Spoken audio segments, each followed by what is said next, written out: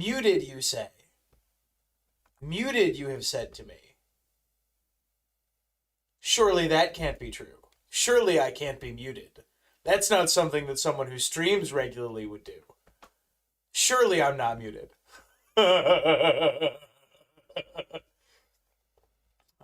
Is this guy dead?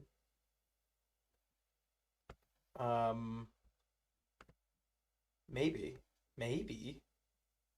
Yeah, we might have just lost this game of chess already. Welcome to the party.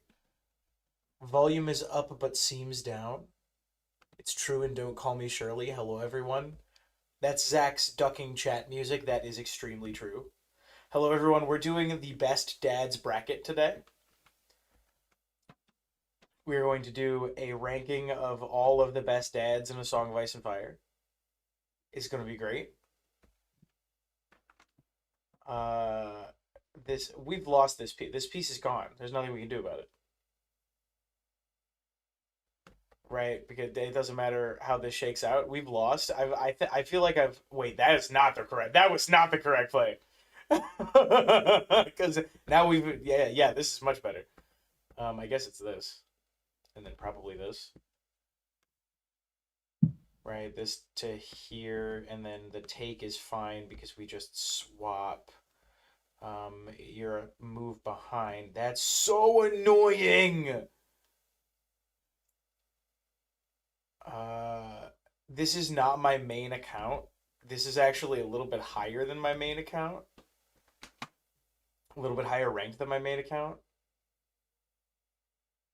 So wait, no. If I go here, then you just go here.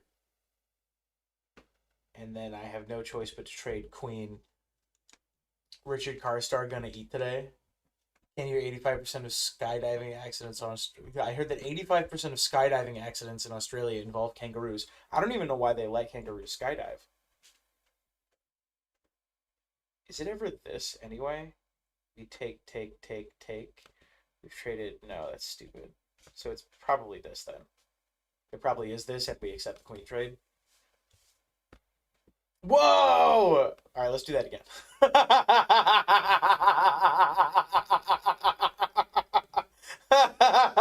This is okay. All right, everybody.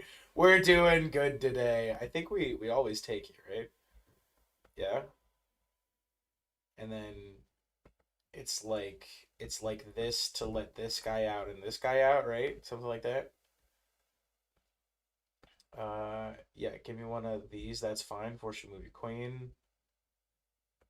It does beg the question why you have done this. I can't believe you've done this.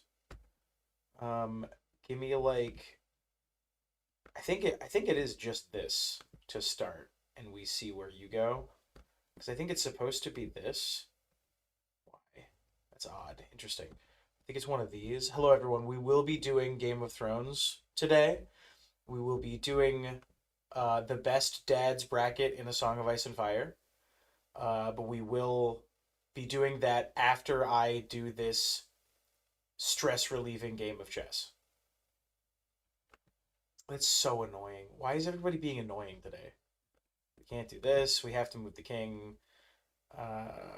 Which means this is fine, isn't it?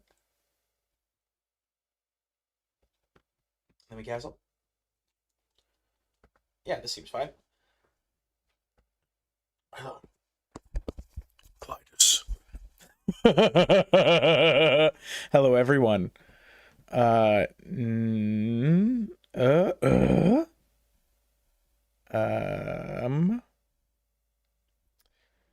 Let's think here for a moment. Is it ever this? Take. No, it's not ever that. Is it ever this?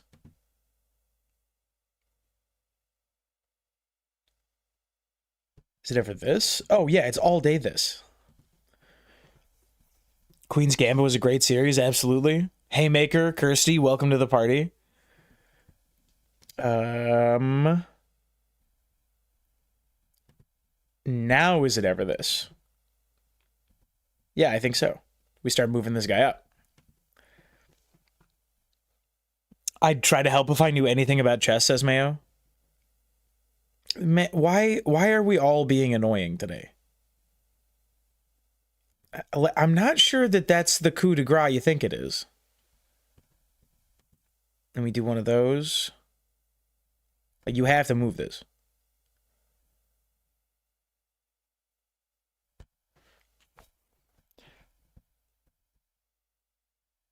Welcome, everybody. Stannis, Father of the Year. All right, we're going to flash the bracket for just a second. Here it is. Look, I made a bracket. Wait, we need to go like this, right? Hang on. And probably, yeah, like we'll do one of those for right now. Look, I have seeding. It's a whole thing. Okay, we moved up there, which is like honestly kind of fine. Wait, no, it's not. That's a problem. That's a bit of a problem. Because we move this off its checkmate, so we have to go here and sack this. It's not the worst trade on planet Earth. I don't like it, but it's not the worst.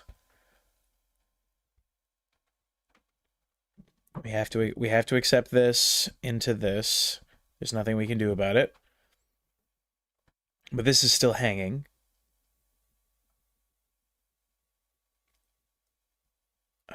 Okay, that's blocked up now. Do we continue this? That seems sensible. We could move this guy back here. Or do we want to, like, do one of these? Get the queen back in the game? Yeah, I kind of like that. Then we line up this guy to this guy, and then we try to put some pressure on this knight a little bit later. We go, like, up, up. And then this is vulnerable, this is vulnerable. Interesting.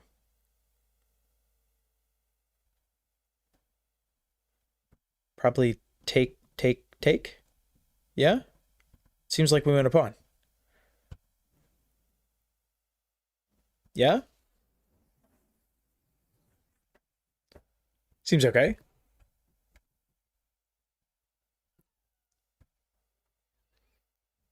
I'll have to move you back.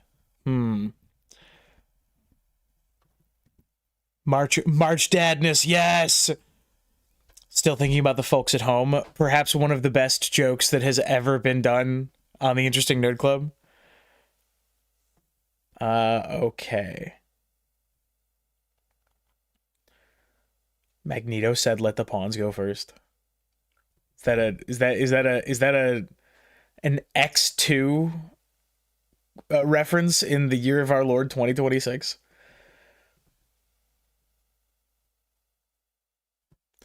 Yeah, I think the only way we win is by exploiting this guy and this guy. It's the only way we come back even. So we probably need to find a way to kick you. So is it like here? Oh, maybe it's this. Maybe we start here, right? We scare this guy off a little bit, then we move this guy up. Up, up, something like that. Yeah, Queen D4. Queen D4. Queen D4 to force a trade, putting pressure on this guy, forcing them to move. I'm not sure that's stellar for me because I'm still down. It's bad now, says Julie. Oh, no.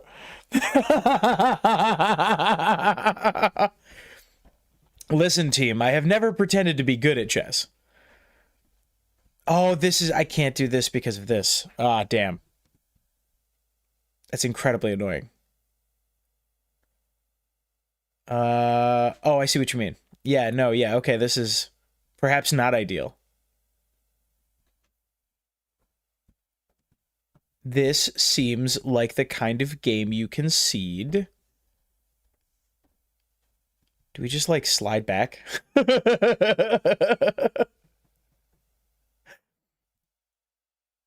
Do we just slide back and like not stress about it that much? Yeah, let's see about that. Oh no. Oh no. Are there people in chat who know how to play chess? I thought there weren't any of those. I thought those people didn't exist. No, don't know how to play chess. Don't know how to play chess.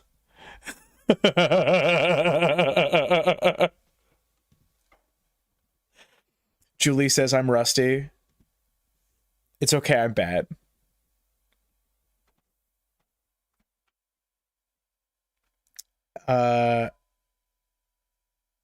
Oh, yeah, no, that makes sense. Yeah, no, that tracks. Yeah, see that's yeah, I see what you yeah, I see what you did there. Yeah, and then that, and then that, and that seems like the kind of game you resign. There it is.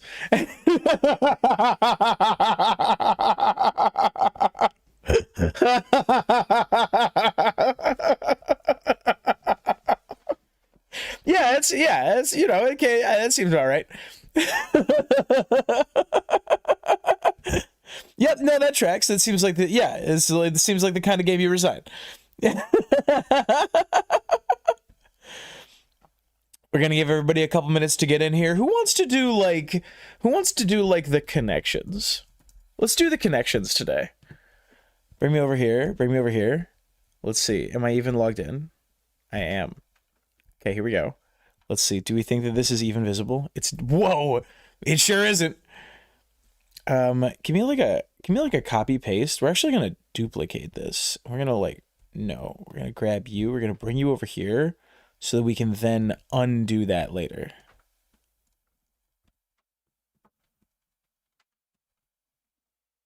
Come on now.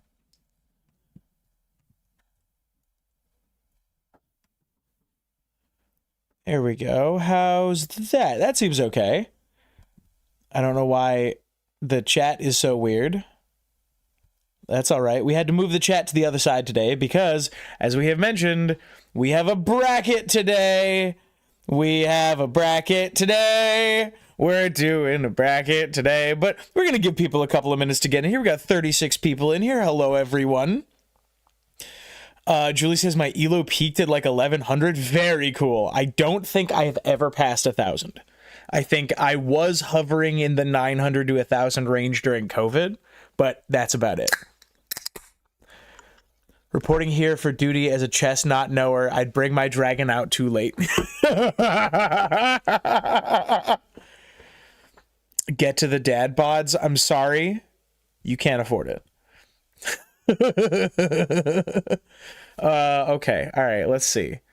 Hairstyle. These are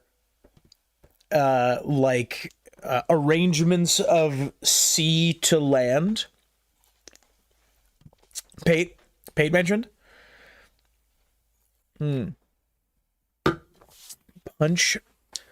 Coconut melon. Invisible. That's that. That's that show with Mark.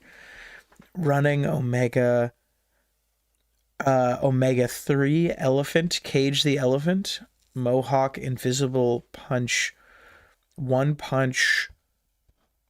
Melon dome.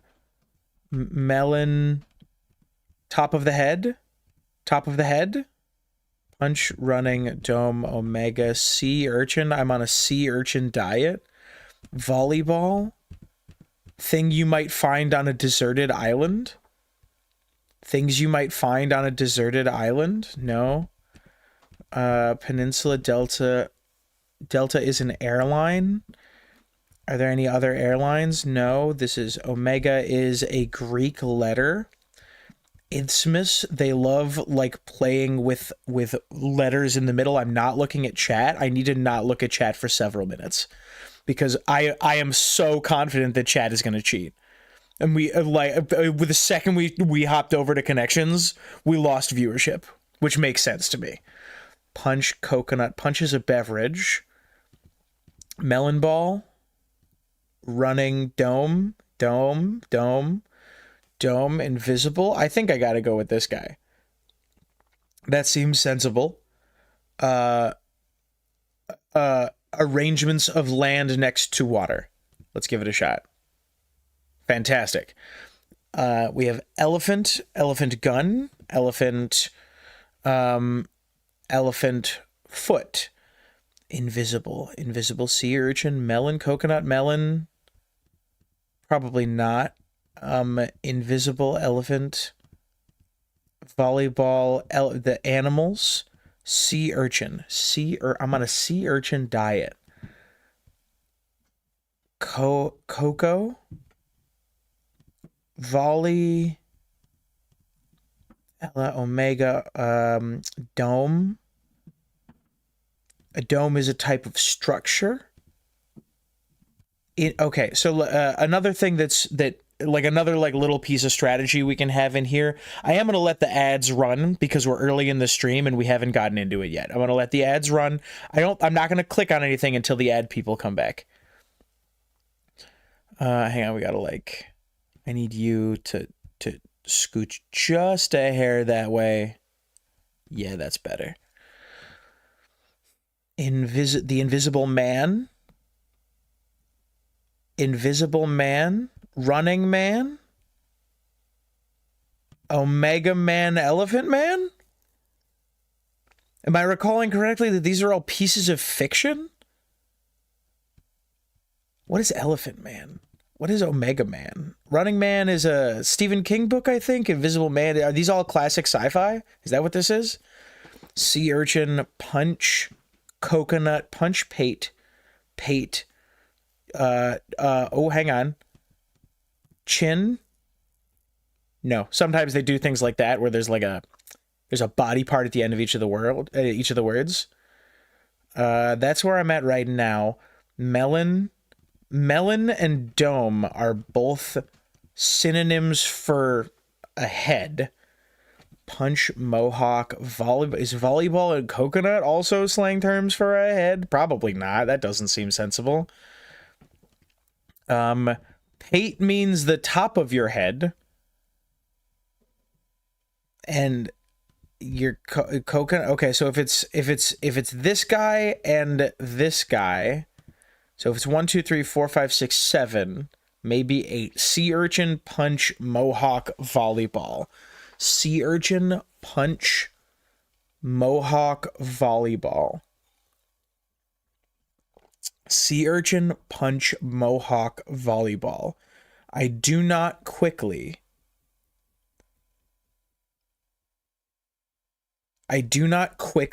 have a connection between those four. I still think that this seems sensible to click, so let's click it. There we go. So melon, pate, dome, volleyball, or coconut, meaning somebody's head.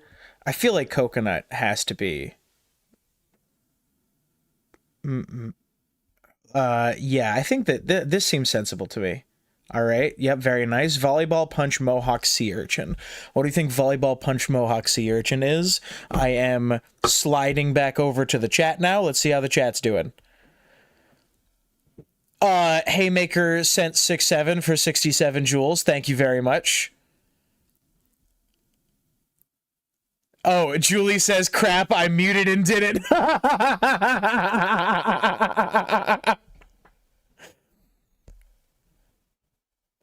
Sup nerds, get to the dad bods here reporting. Oh yeah, yep. Playing chess without knowing any strategy is super fun because my opponents get all stressed out. Oh, these are beach-related activities. Did Mohawk, pate, sea urchins, and mohawks are both spiky? Volleyball! Very nice! Wait, who said that? Creative Zen was the first one that I saw. I think you are right. These are all words related to spike. You can spike a volleyball, you can spike punch, you can spike a mohawk, and sea urchins are spiky. Yes, I think so. Yeah, very nice. Very, very nice. Yeah, there we go. Now, I think I actually disagree with that. Take me back to the puzzle. Things that can be spiked. I don't know if a sea urchin can be spiked. I think a sea urchin is spiky. But I guess I'm not going to argue with them. How's everybody doing today? All right, guys. So here's how this is gonna go. They are spiked. They can be spiked, but can be implies. I don't know if it's the case that sea urchins can be spiked. Sea urchins are spiked, though I suppose I do not want to rule out the existence of a non-spiked sea urchin. I suppose those things can exist. Are there non-spiky sea urchins? Are there non-spiky sea urchins? I know I actually don't want the AI overview, thank you. What kind of sea urchin is this? No spikes on the inner part, just on the outside, around 3 centimeters long. Are sea urchins pokey or soft? What a great question. What a reasonable question. Fantasy Haven plays this on his streams, but they're a Song of Ice and Fire related. Hang on, a Song of Ice and Fire connections. Sure. Let's see what we got here. Whoa. Okay, cool. Yeah, here we go. Take me back. Let's do it. Ooh, okay. All right. Braun, Littlefinger, Slint, Loris, Jorah, Bran, Tommen, Tywin, Gior, Roose Bolton, Sir Jaime, Missandei, Orell, Rakaro. Who the fuck is... Oh, Orell is the dude with the eagle. Strong Belwas, and Sir Roderick. I have a feeling this one isn't going to be as fun. I might cheat in a minute. Janos Slint, Lord Commander of the Gold Cloaks. Tommen, Jorah, Gior, and Jorah. Gior and Jorah are related. Rakaro, I do not know who Rakaro is. Strong Belwas takes a poop in public. They're very clear about that. Missandei, Tywin. I mean, there is a bowel movement connection here for sure. Fought at the Blackwater. No. What else did Bronn do? Bronn is friends with Tyrion. Littlefinger. No. Loris is presumed dead. Is there anyone else who is presumed dead here? Warg, maybe? Is that what we're looking for? Surely not, right? Jamie has weird trippy tree dreams.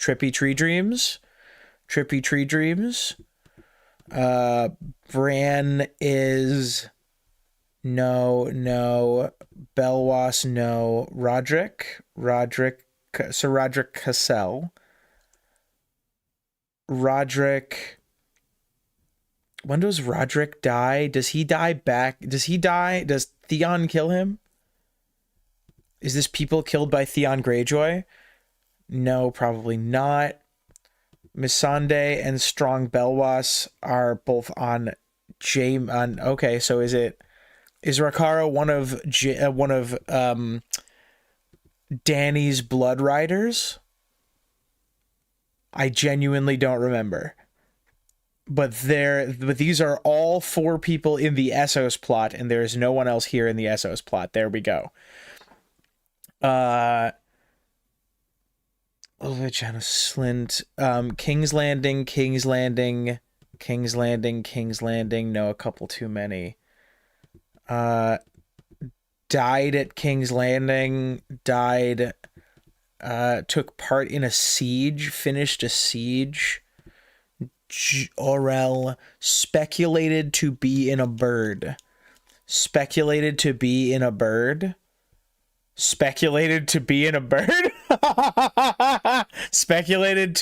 to warg birds. I mean Tywin, Jamie, no. Roose Bolton, huh? Roose Bolton. Are these people who have switched sides? People who switch sides? Probably not. People who switch sides? People who switched sides? Whoa, okay, well, I mean...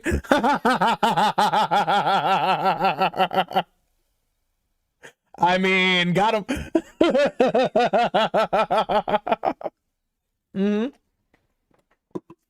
Easy. Surely it's not this, right? That can't be. Surely it's not these people are all knights, right? I'm gonna click it because it's funny. Unbelievable. Bran, Tommen, Gior, and Orell. Does Gior ever fall a great distance? Probably not. All right, now we're going to chat. How are we doing over here?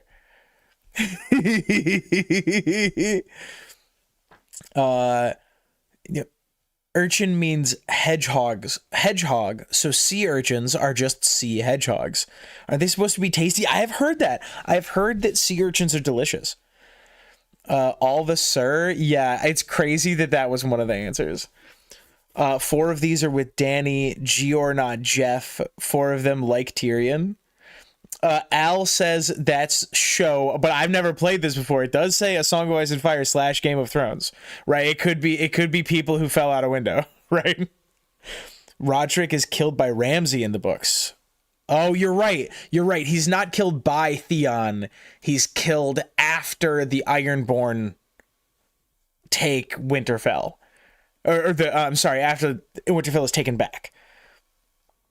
Val says, whoa, I'm catching you live. No way. What's up? How we doing? We were waiting just for you. We haven't started doing the real theme yet. Turn cloaks, yes. Roose Bolton is always team skins in a pickup game. Fantastic. Bronn, Jaime, and Tommen are all for Tyrion. Yeah, but what's Orell? Jeff Mormont is my favorite character. All one-word names? No, I don't think so. Gior had a fall socially after his son messed up. I mean, that is true. Bran, Tommen, Gior, and Orell. Bran, Tommen, Gior, and Orell. Are these people? Do these people all have friendships with a pet? Right? Is it something pet related? Because we have eagle, bird, cat, dog. Something like that. There we go. Yeah, fantastic. Let's do another one. That's fun. Take me to the next game. Connections specifically for today by Hank Green. What the hell? What do we... Wait, whoa. This is inappropriate, Hank. Wait, what the heck? Where am I? This is not A Song of Ice and Fire. This is some nonsense. What the hell are we doing here, guys?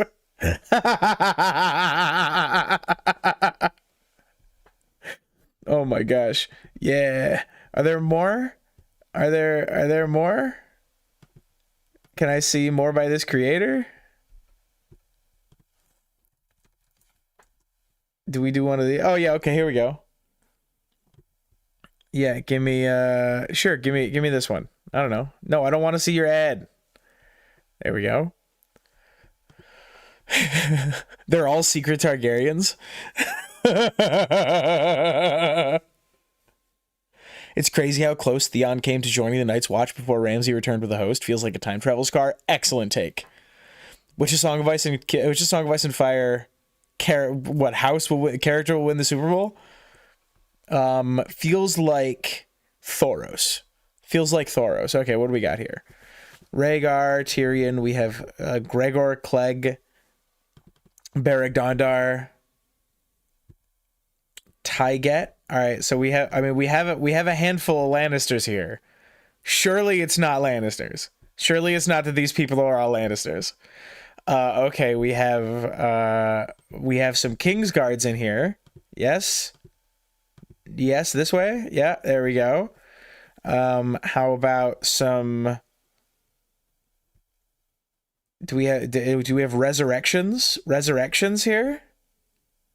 Danny, these are all people who came back to life? Oh, what the freaking wait, okay. All right. Well, so it's both of you. Beric Pet, is it this? What are we doing here? So this was one away and this was one away. So these two must be in the same category. And it's not this. This was 2 away. This is 1 away. This is 2 away. Which means that it is these 3. It's these 3. Are we saying not Gregor? What the hell? Continue playing. Sure. We're saying it is Gregor? We're saying it's not Gregor. We're saying it's this? We're saying it's this. We're saying it's this. We're saying it's this. We're saying it's this. We're saying it's this though. Okay, what was 1 away? This is what the hell are we doing out here? Already guessed. No, this is 1 away. I'm sorry, this is 1 away. Right? This is already guessed and 1 away. So Rhaegar, Catelyn, Stannis, Jon. Rhaegar, Catelyn, Stannis, Jon. Doodah. Oh, is it this? And then it's POV characters? No, okay. Is it this?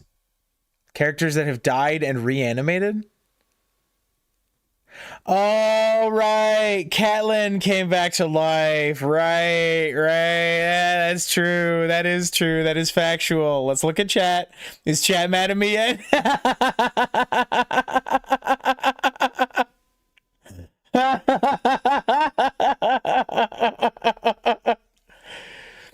We have resurrected folk. Yep, resurrected folk. Cat, John, Barrack, Patchface. Yeah, that is true. Yep. Yeah, I was. Yep. We have some resurrected. See, the problem is there's actually a fair number of resurrected people on that thing. Julie says the word think.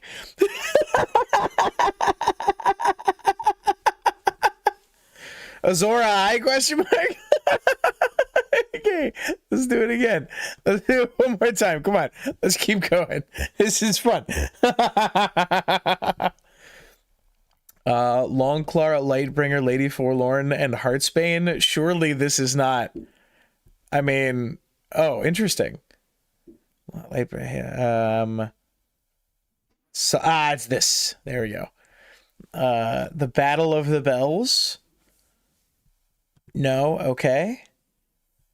But Salt and Smoke, red comment. Salt, Lightbringer, Eye Patch. Are these all heralds of the coming of Azor Ahai? Yes.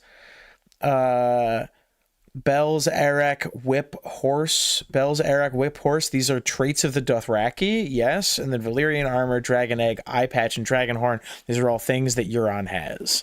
Yeah, that's a good one.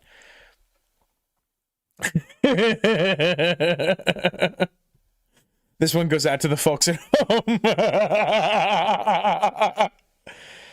Just made a virtual core. I made a game engine with I got Gemini to clone. What the hell are you talking about? 30. You got 32 threads running simultaneously. What the fuck? Sultan Smoke. Is he a ham? I mean, I kind of want to keep going. This is fun. But who the fuck? Who the fuck is this? Who the fuck is this? Guys, who's this? Who the fuck is this person? Okay, we got a Ned, we got a Jamie, we got a Tyrion. We got a John. We also got a Catelyn. We got plenty of POV characters to go around. King. Got some kings. Get the fuck off my screen. Get out of here. I hate you. Go away, please. No, please. I don't want to see a Best Buy ad.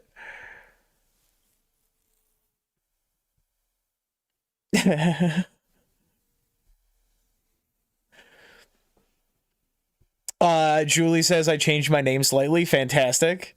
This is Littlefinger's mom's name. You don't know my favorite character? Oh. No, Oh wait, that's a good. Hang on, we got a good. We have a good stream idea incoming. Hang on. Um. Hang on. Uh. Tom has a what's it called? Has a bounty. Wait. Oh, yo, bounty stream. Bounty stream. Tom has a bounty out on Ligmas, and it gets higher every stream he doesn't get Ligma'd. Or chat pays in the bounty. So like whenever someone wait, can you guys even see? Yeah, okay. So like whenever someone donates, that donation goes into like a 50-50. It goes into a pool. It goes into a pool, and whoever Ligma's Tom wins the pool.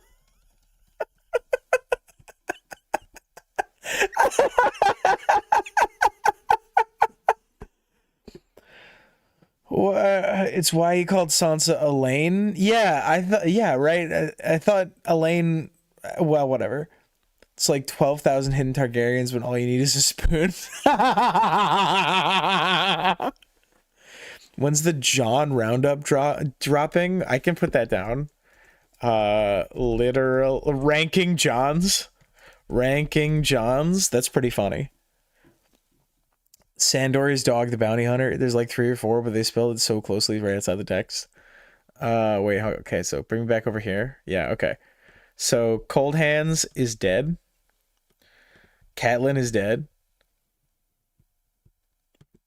Quaithe. These are people suspected of being Shiera Seastar, right? Mm-hmm.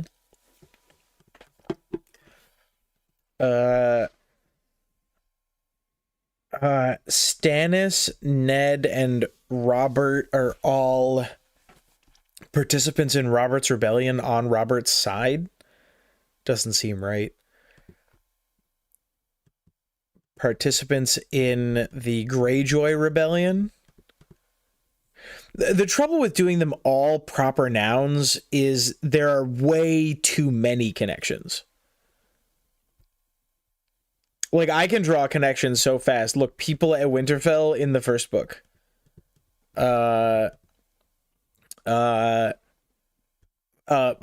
Moms of major characters. Wait, is this moms of major characters? Is this moms of something? Moms of... Let's give it a swing. Okay, yeah, there we go. Oh, this... Wait, what? Wait, what the hell? Oh, Alanis of Harlaw. Alanis of Harlaw. This is you guys are out here spreading misinformation. This is not Littlefinger's mom. This is has Michael lost his moderator privileges yet? That should be a game. This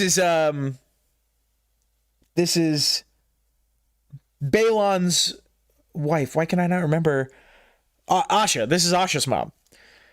Rob, Tommen, Balon, Robert. These are all kings. Kings, but this is also a king. Yeah, I know. Thank you. Wait, I actually really like that it lets me do this. Jaime, Tyrion, Tommen. No. Edward John Cold Hands. Members of the Night's Watch?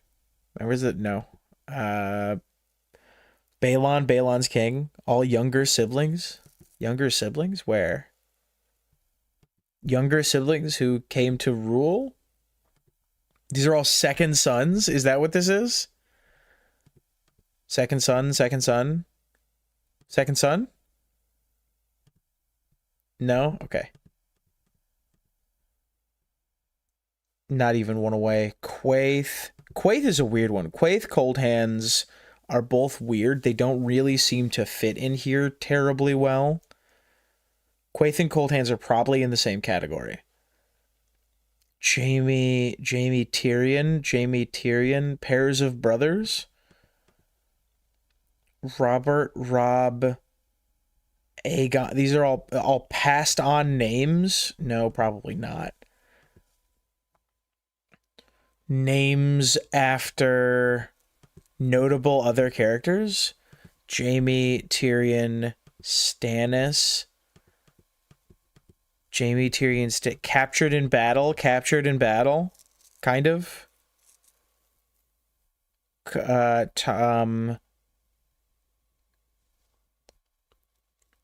Stannis, Rob, Tommen, Balon. Stannis, Rob, Tommen, Balon, kings in the War of the Five Kings. Very nice, Angus. A fantastic pull. Yeah, I am at the cheating phase for sure. Oh no, I'm sorry. I gave you the Medina. Excellently done. Cold Hands, John, Jamie, Tyrion, Jamie, Aegon Quaith, Eddard. We are now down. These are POVs. This is one away, huh? Jamie, John, Tyrion, Eddard.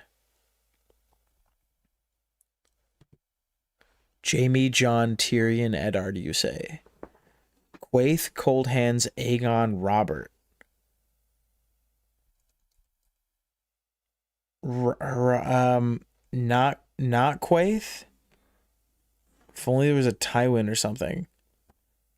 Kings, people who have been to the wall. People have been to the wall? No, good pull. So it was this. And this is one away. This is one away. What did I say? This is one away. Give me like a chip shot there. Nah, show me what it is. What do we got here? Characters with mysterious identities or heritage? I guess.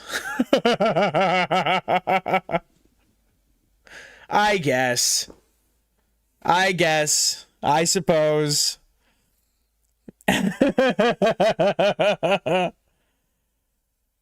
Mysterious. Yeah, these are all characters with mysterious. See, and that's the problem with having them all be proper nouns is characters with mysterious identities or heritage could explain almost everyone on this list, right? That explains Tommen. That explains Stannis, kind of. That explains Jamie, kind of. That explains Eddard, kind of. Ugh. Preposterous. Oh, man. All right, so here's what we're going to do. We're going to do this as an interactive stream. I'm going to use this to gauge how we do this. Welcome to the Best Dads bracket, everyone. We're switching over here, and so that you guys can see it, and so that we can start getting it ready so it looks all nice. I think we're probably going to pull... No, thank you. That's not what I meant. Right here, you, please. Pull you all the way up. We'll have you live like right there. And then we'll pull you down. No. Help.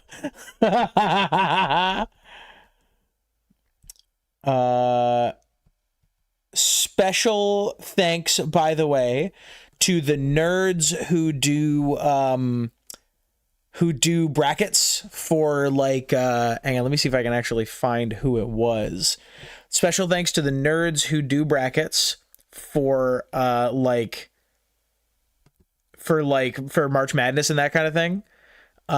So this is by Mr. Ted on Reddit 3 months ago. Made the template for this bracket as a within Google Sheets as a for their March Madness thing. And I quite literally just I spent an hour trying to make my own, because I was like, I know that I have made this for I have made an interactive bracket for a Smash tournament before, and it was a little annoying. And so I looked it up and found that nerds on the internet had done it previously and done a better job. Just remember that this hard thing that you're trying to do, if other nerds are likely to have wanted to do it in the past, you can probably find it online. Found Mr. Ted's Reddit post. Thank you very much, Mr. Ted. I appreciate you. You are excellent. Oh wait, no, this is now hang on, this is okay, what's the award? We'll just say championship. There we go. So, welcome everyone. We will be doing the Thoros 32. That will be the first round. Here it is. Here's everybody. They are all seeded. Oh, wait, hang on. We can't quite see the bottom. Let me see if we can fix that. Yeah, there we go. Yeah, there we go. And now we need to do like one of these. Yes. I don't know if this is going to turn into any kind of produced video or anything. But we're just going to have some fun with it today, and if we feel like turning it into anything, we'll discuss that another day. So these are all seeded. For anyone who doesn't know how seeding works, I'm actually pretty sure that I screwed it up. Our original seeds were here somewhere.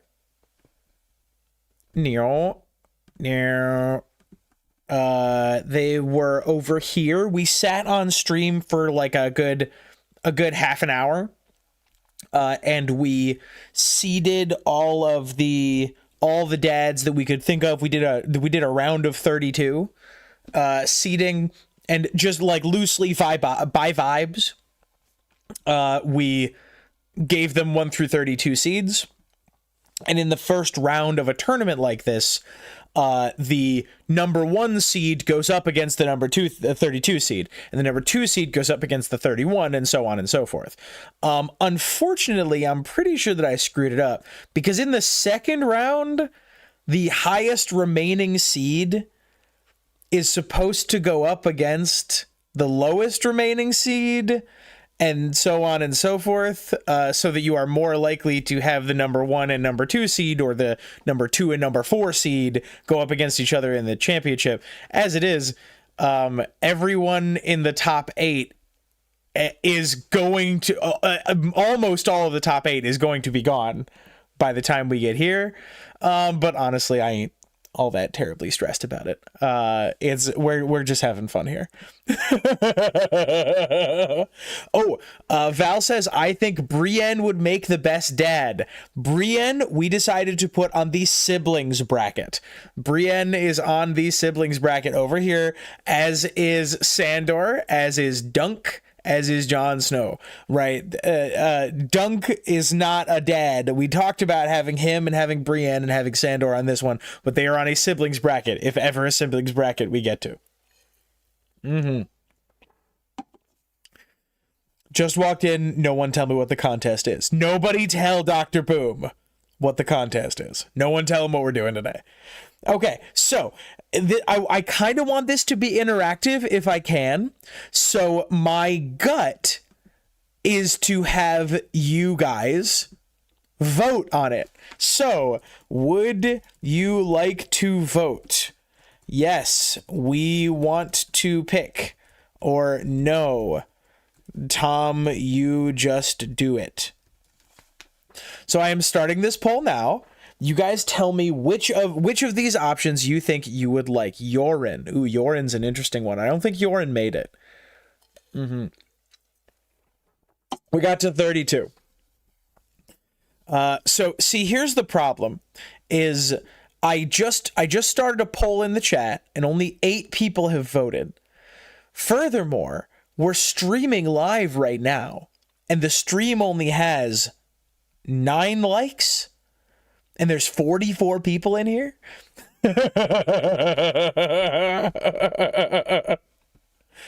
Yes, we want to pick. Yes.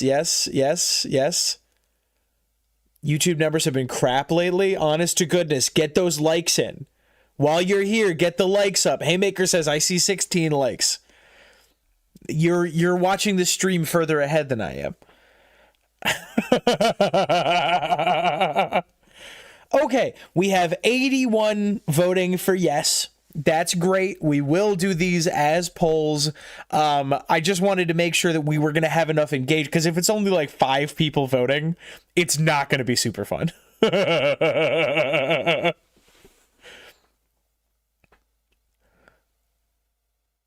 We were withholding likes because of the Catelyn thing earlier. Yeah, we'll do it this way and see how we feel about it. Okay. Then honestly, we're just going to get into it. Let's just get into it. So I'm going to set some timers. The timer is going to be like 1 minute timer. Maybe is it a 2-minute timer maybe? Yeah, I think a 2-minute timer makes sense. So I mean, let's just get started, right? It's Ned versus we'll say who is the best dad? Who is the best dad? Ned or Jaehaerys the First? Oh, I love a seeded bracket, cuz watch how fast this goes. Ned Stark, notable, like, gets the easy number 1 seed. Does that mean he's going to win the whole thing? Absolutely not. But it does, he's a very stable force in his children's lives. He makes some significant sacrifices for his personal honor, of his personal honor for his kids, and especially Jon Snow. He actually sacrifices a lot of his personal quality as a husband and as a political leader so that he can better take care of Jon Snow, who absolutely is counted as his kid for the purposes of this bracket. Remember, you do not need to be someone's biological father in order for you to be their dad. I love you play games for an hour, but we ain't voting fast enough. No, you're fine. This is a biased vote because we all love Ned. No shade on Jaehaerys. Now see, Jaehaerys got the number 32 seed, which is a little bit controversial because Jaehaerys seems at least to have been an effective political leader, very good at consolidating power and maintaining peace, and a terrible dad. he categorically across the board did not accept his children for who they are, and failed to accept them as failed to deal with them and the people that they were so let's say consistently that it actually caused some significant political crises later. All right, that is 2 minutes up, and the clear winner is Ned over Jaehaerys, 92-8. Very nice, everybody.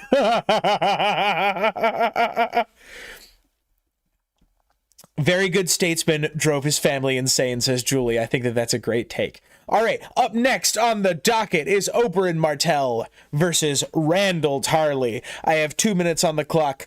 Please go ahead and start talking about Oberyn and Randall. Jaehaerys trying to remember his kid's name exactly. Ned never killed his daughter's boyfriend and made her watch. Yeah. Too bad Hisdar, stepfather of dragons, won't feature. We did pitch him. Here we go, everybody. Poll number 2. This is a very interactive stream. Oberyn versus Randall. Oberyn. Randall. Now, I like that there's a take here. Zin says, Randall, strong contender for worst dad. We'll say with 92%. We'll mark down the percents because I like that kind of thing. Oberyn Martell. Hang on, we'll put 2 minutes on the clock. Restart. Go. Maybe 90 seconds is the correct one for the round. Yeah. Hang on. We're actually gonna. Hang on. Stop. We'll do 9-0 enter. There we go. We'll do 90 seconds for the first round. I think that's sensible. Oberyn is a horrible father when it comes down to it, but he still beats out Randall. Oberyn, father of the Sand Snakes, the 7 Sand Snakes, and he seems to have raised them all to be enthusiastically individual, right? Making sure that they all have the freedom to be the people that they want to be in their lives. They are all varied and interesting in their own ways. And I think that Oberyn really fosters that. Now, we do have to take in the story of Obara being taken away from her mom. And does that make him a worse dad? I think the answer is probably yes. I think it's probably an enthusiastic yes. But that is up for the chat to decide.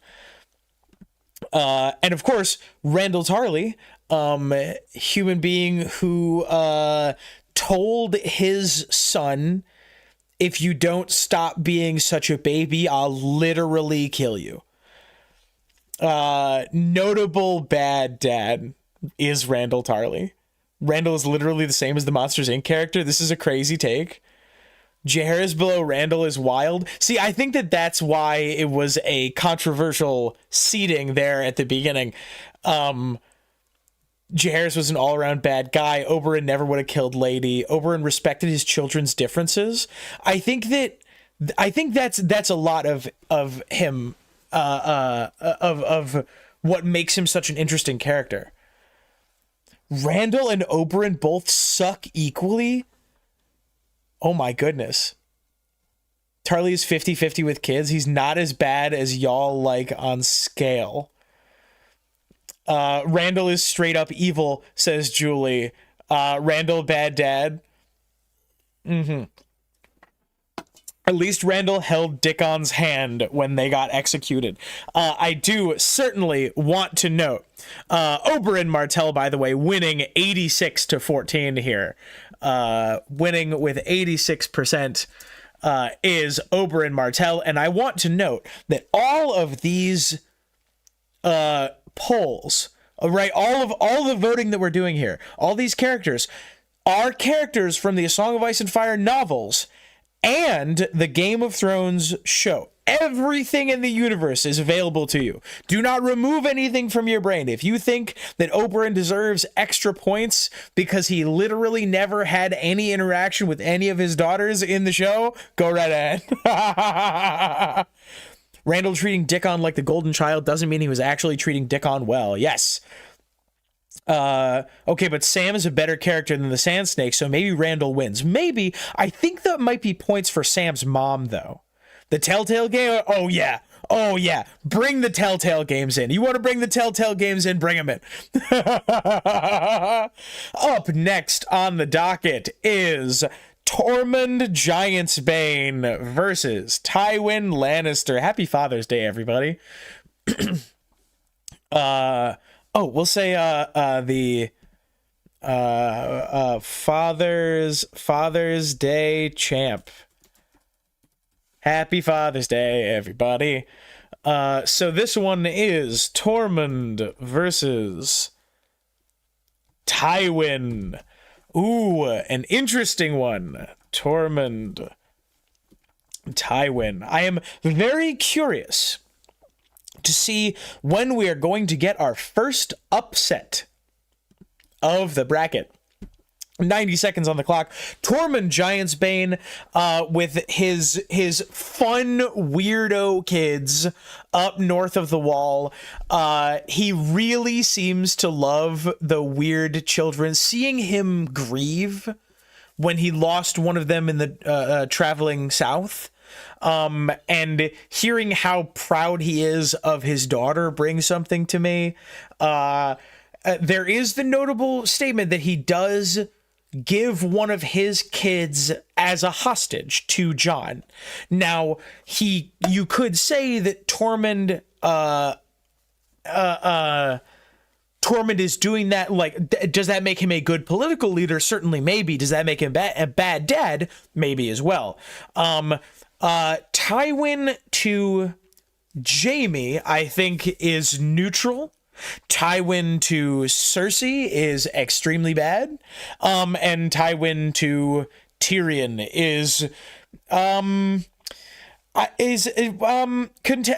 see, he's down here with Randall in the contender for the worst dads bracket.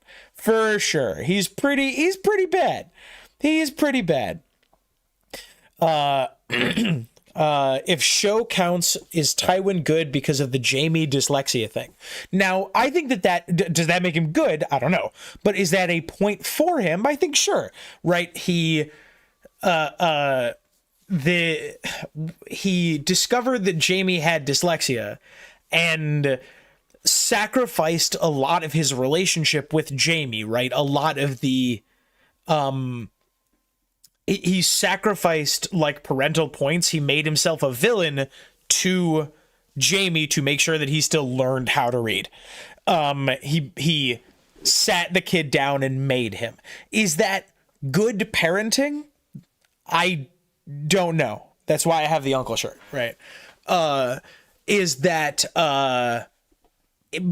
being a good dad? The answer is like a little bit of maybe.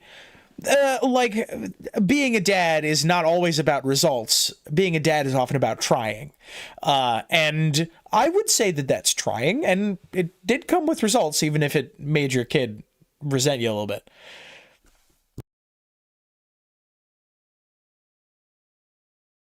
The Mormon girls are fantastic, but he's a pretty absent dad. Yeah, Mage Mormon is on the good moms bracket. Tormund, I don't even know how he is for real as a dad, but Tywin fucking sucks. Tormund, father of bears. Tormund has daughters not as pretty as Jon Snow. Now, okay, so let's talk about that line in particular.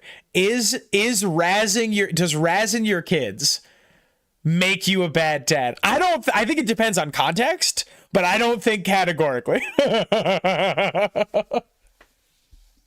Tywin ignored his kids so bad he didn't even notice his kids were fucking. Facts. Tormund is good at co-parenting, sure. Not knowing and then ignoring your kids' heaven incest relationship is, I'd say, a neglectful dad. Yeah, I'm actually a little surprised here with 28 votes. Tormund Giantsbane winning with 75%. I am a little surprised that Tormund wins with it, that Tywin managed to clear 25. Okay. Tormund is a father we always hoped would find milk in the cigarettes and milk. Kept the peace, literally. Yep, at the expense of quite a bit. He kept the peace. All right, up next we have Davos versus... Oh, oops. I accidentally opened the stats for nerds. Davos versus Robert Baratheon. Davos versus Robert. Davos. Robert. This one's gonna be interesting because Davos Seaworth has... Val brings up a sort of an interesting point. Davos's kids outlive him. Hang on, we'll go ahead and restart the timer. Davos's kids outlive him, but not necessarily because of him. Davos lost his son, but he was more hands-on. Davos's son, single son? No, I think multiple sons have now died because of him, because of the things that he has done, the actions that he has taken. But can parenting be faulted for things that you didn't think would happen? You have to work with the information that you have. And what he had was this person that I am loyal to and that I believe in. If I entrust my kids to them, they will have a better life. And one of them died in the process. Absentee father versus absentee kids. Davos is complicated. Yeah. Robert has more dead kids at this. Oh, I didn't start the timer. There you go. You guys get some extra time. Davos never played catch with his son. That is true. Robert has more dead kids.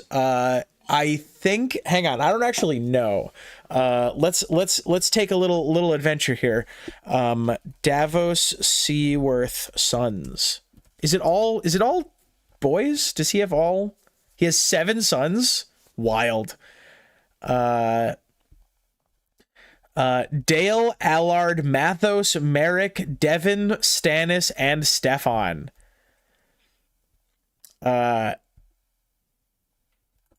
Dead. Is it 3 dead? Or is it just 2?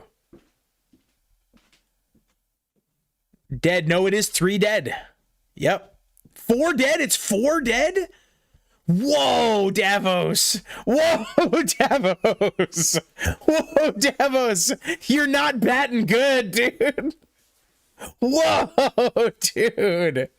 It is all 4. Whoa, man. It's 4 out of 7, bro. You come on, man. Whoa, Davos. Oh, no. Davos has 7 children. Let this affect it. I don't know if this will affect your voting. Davos has 7 children. And 4 of them, the 4 oldest are dead. That's more than half. Davos was always too busy holding summits. It started with it's strange how the pattern of names play out. Oh my goodness. Robert did love Maya Stone, but didn't fight to take the kids to court. Ned fought to keep the kids. I'm not sure if these are good arguments. No, I think these are fantastic arguments. Robert is both a bad dad to the 3 kids who are that he has chosen to be parent over. He is mostly absentee and occasionally brutal to Joffrey, Tommen, and Myrcella. And like, I think that the tone that he takes with, that Stannis says he had with, what's his name? Edric Storm. The feelings he had about Edric Storm, where he laughed and said, "What did I send him this year?" Which means that he fully wasn't paying attention. And I'm gonna call the poll now with 95% Davos clearing Robert Baratheon. 95% is Davos Seaworth. Very nice, everybody. Ooh, we got an interesting one here. This one seems like a clear knockout to me, but we're still waiting on our first upset of the tournament here. This one is Walder Frey versus Balon Greyjoy. Balon Greyjoy. Please remember, as I am getting ready to put this on, that this is not a measure of their character, but their measure of how they behave as a dad, as a father. So how Balon is as a father to Theon and Asha and the other ones that we don't see, and how Walder is to his kids. I think we are. Yeah, this is an interesting one. Walder versus Balon. Very nice. And go. Now, yeah, this is Val says it's kind of a hard one. Renly was a better dad to Robert's one kid than Robert was to all 19 of his.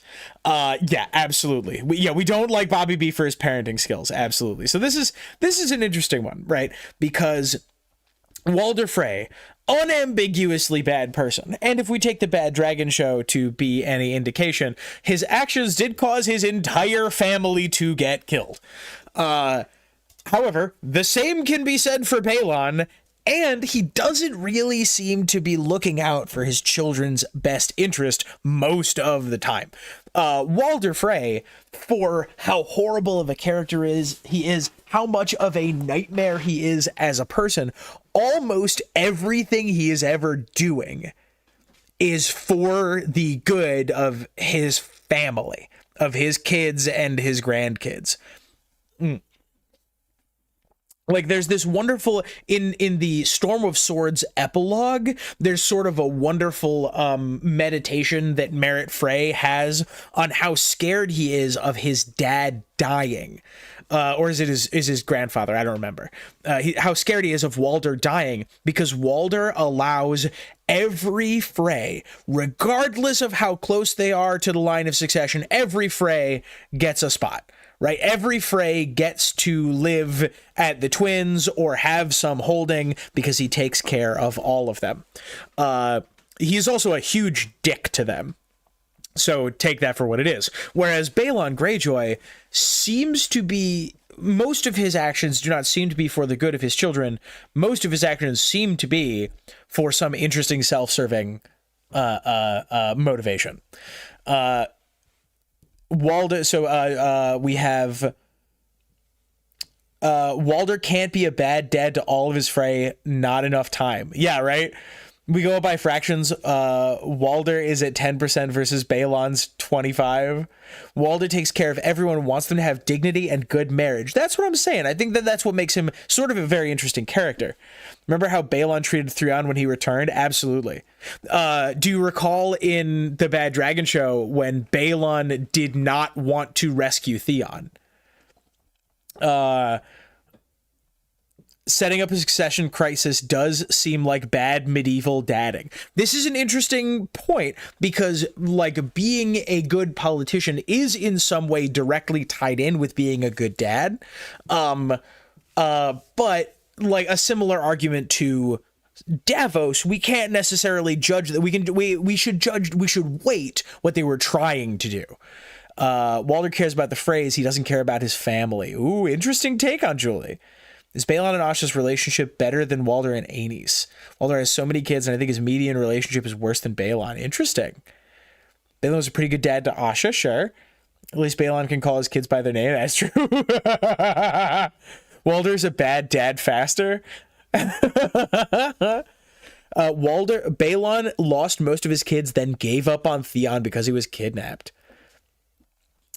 See the succession crisis to have a little fun. Balon was willing to treat Asha like his successor. Pretty woke. Good take. Seems like he was a great dad to the one kid he had left. Well, one way or another, I am sorry to say that Walder Frey wins with 74%. We're getting great engagement here in these brackets right now. This is very cool. All right, we got another fun one coming up. No justice for Balon and the one kid he has left. We have Wyman Manderley versus Aegon the Fourth. Wyman Manderley versus Aegon the Fourth. I am personally of the opinion that Wyman Manderley may be a little bit of a sleeper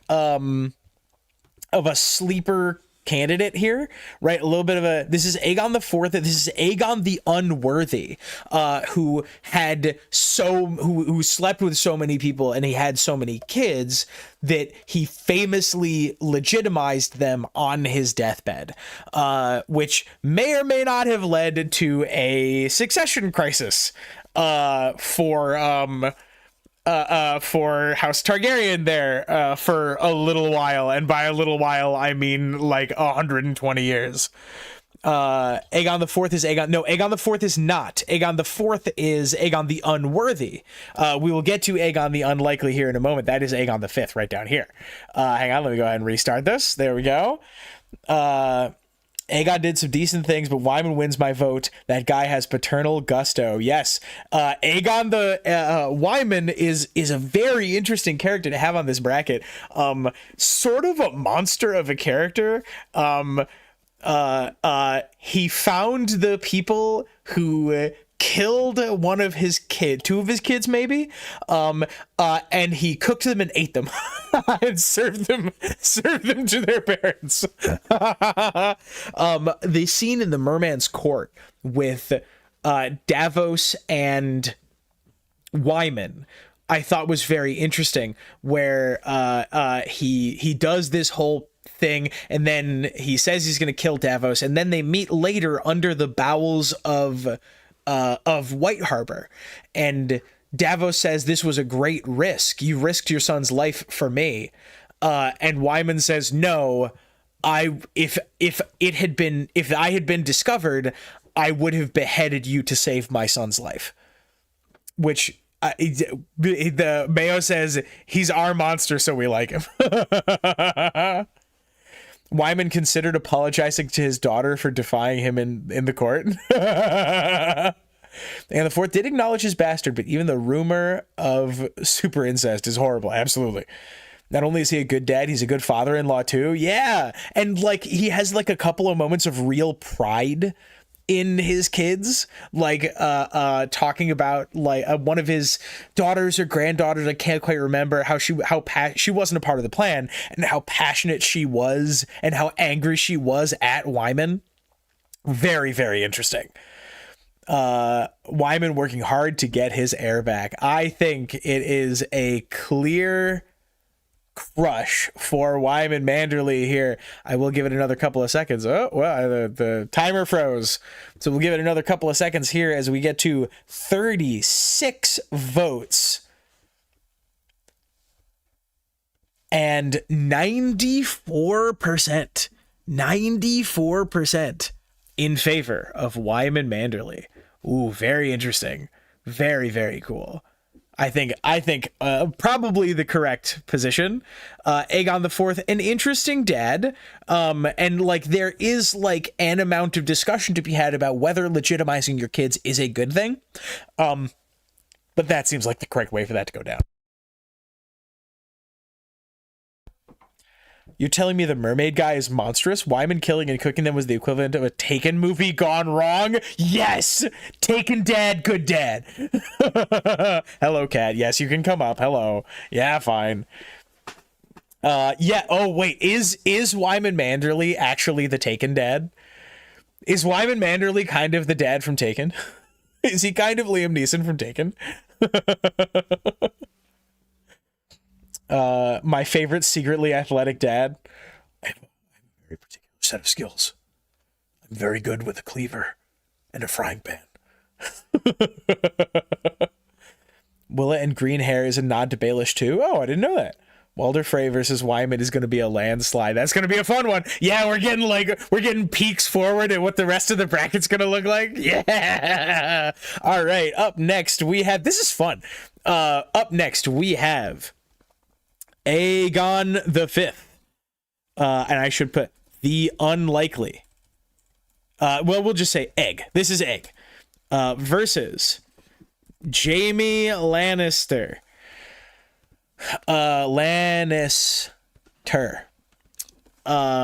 This is Egg or Jaime. Now, I am not even sure how much of an argument we can make for Jaime here. Honestly, I think Jaime probably seated a little bit too high.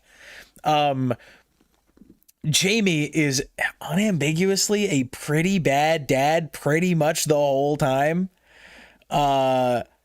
And he seems deeply remorseful about a lot of the things that he's done, but not about him as a parent. We do start to get a little bit of it in, I want to say, A Feast for Crows. No, it must have been Dance, right? Just like little bits and pieces of who Jaime wants to be. He thinks about how he might like to become a better role model for Tommen and Myrcella, but nothing really ever comes of it, at least so far. Whereas Egg is an interesting character. He's an interesting foil to Jaehaerys the First, I think, who's up here and who got crushed 92-8, because he does push for his kids to go into political marriages, but he does not make them, right? I don't know how much of that is him being like it isn't like legally as a king, it is within his power to make his kids marry the Baratheons. And he does choose to fight a duel to the Dunk fights a duel to the death with the Laughing Storm instead, which is crazy. Jaime can't even call himself a dad. Jaime tries his best with Tommen, in my opinion. I don't think so. He elects only to start trying his best very, very late in the game. I think Egg meant to get all his kids dragons and it backfired. Doesn't Jaime not like... No, Jaime does not like Joffrey. And partially why Jaime became who he was. Jaime could have been a role model for all of them the whole time. Egg's trying hard and he's not a great dad either, ultimately. I think this is a reasonable position to take. Jaime does things for love. That's got to be a good dad quality. Interesting. There is that line about that Jaime thinking all the kids ever were was a something of something somewhere. Egg has a personal arc, good to evil, but is a good dad. Now, hold the phone. We can't say that categorically yet. We think he does. Jaime has an arc, evil to good, but is a bad dad. I think there is room left in the story for Jaime to become a better dad. Yeah, Jaime's one lesson to Tommen was how to dissociate. Yeah. Egg does eventually concede. Egg, I burnt my family Targaryen, and Jaime, my king and my lover, forced me not to be a dad Lannister. I mean, Egg is responsible for a lot of his line ending. Wouldn't that include his kids? Absolutely. Love for Cersei, not the kids. Jaime saved all his kids' lives by tossing Bran out a window. That is true. I don't know that Jaime sees his kids again. I think that I would feel a little let down if he never sees them again, just a hair. I imagine that at least one of the kids will be alive in the equivalent of season 8 when Jaime and everybody travel, like after we deal with the White Walker apocalypse, Jaime travels back down south and we do interact with Tommen or Myrcella. But either way, in a pretty solid showing, with 83%, it is going to be Aegon V. All right, up next is Jeor Mormont versus Merryt Frey.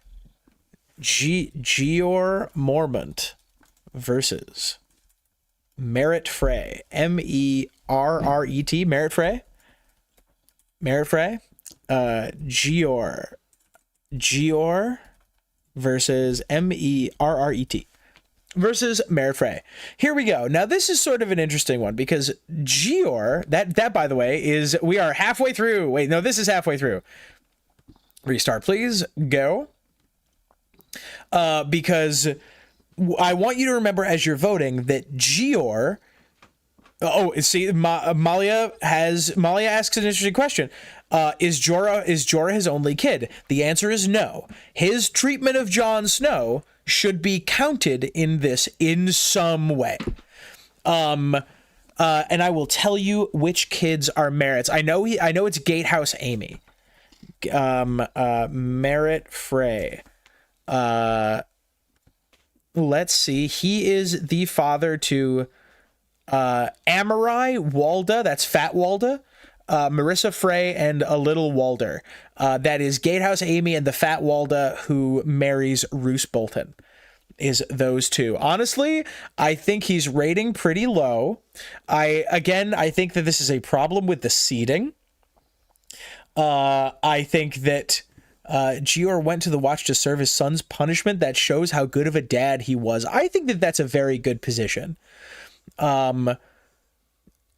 Gatehouse Amy just likes to socialize. Ain't nothing wrong with it. Absolutely. We love Gatehouse Amy here. Absolutely. GR did his best and he took responsibility for his son's crimes. And then he got to the wall and found this like lonely weirdo emo orphan and took him under his wing, which I think is commendable for an individual. I don't know if we know enough about Gior's parenting. Gior is a good dad to John, and please do recall that his parenting of John does count, right? That is a part of it. Hang on, I'm just checking to see. No, that is not a flea, cat. You terrible cat. He was already at the wall when Jorah was exiled. Is that true? Haymaker says, I gotta go to work. Haymaker, before you leave, who do you think's gonna win the bracket? Come on, who do you think's gonna win the bracket?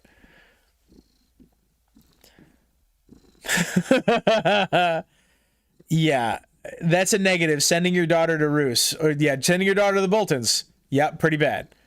Mayo says, Gior did raise a slaver. Haymaker says, good luck, have fun for 10 jewels. Thank you very much. Thank you.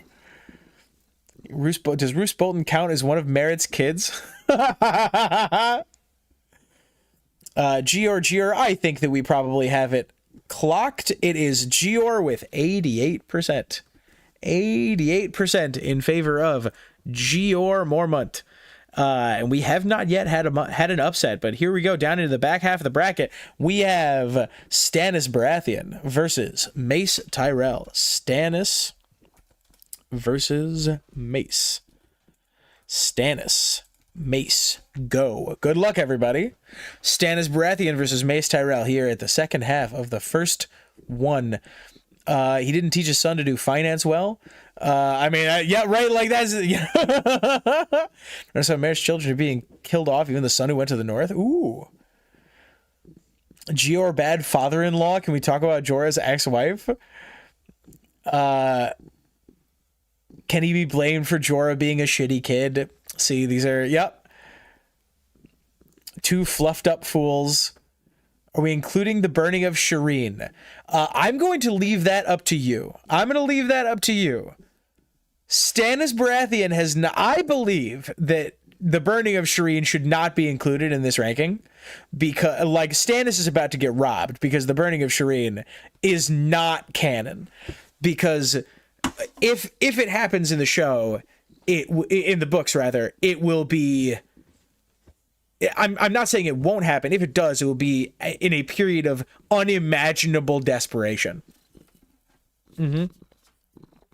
If we're including the show, yep. Oh yeah, Stannis about to get robbed. Yep. Oh, I'm not disputing. Mace is about to win in a landslide. We'll revisit this after the Winds of Winter is out. You must include the contemplation of the burning of Shireen. Yeah, that because the Stan of Game of Thrones is not a real character. George said he will though, didn't he? I believe that George implied that Shireen's burning will happen. I don't believe he said Stannis will do it. Mace is kinder to Willis than most dads will be. Wesley, that's a great take.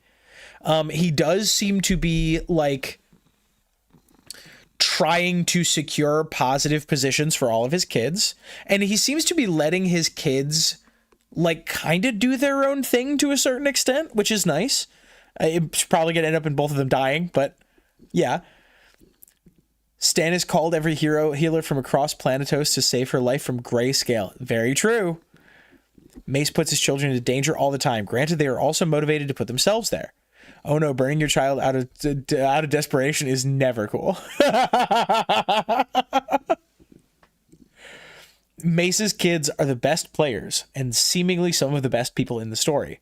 Show Stan is to book Stannis what Stan is to Eminem. Excuse me? Stannis let Shireen keep a half-mad fool, so there's that. Yeah, absolutely. one puts them in harm's way while the other one wholeheartedly neglects them. Stannis is willing to make Shireen his heir, sure, but only because he doesn't have a son.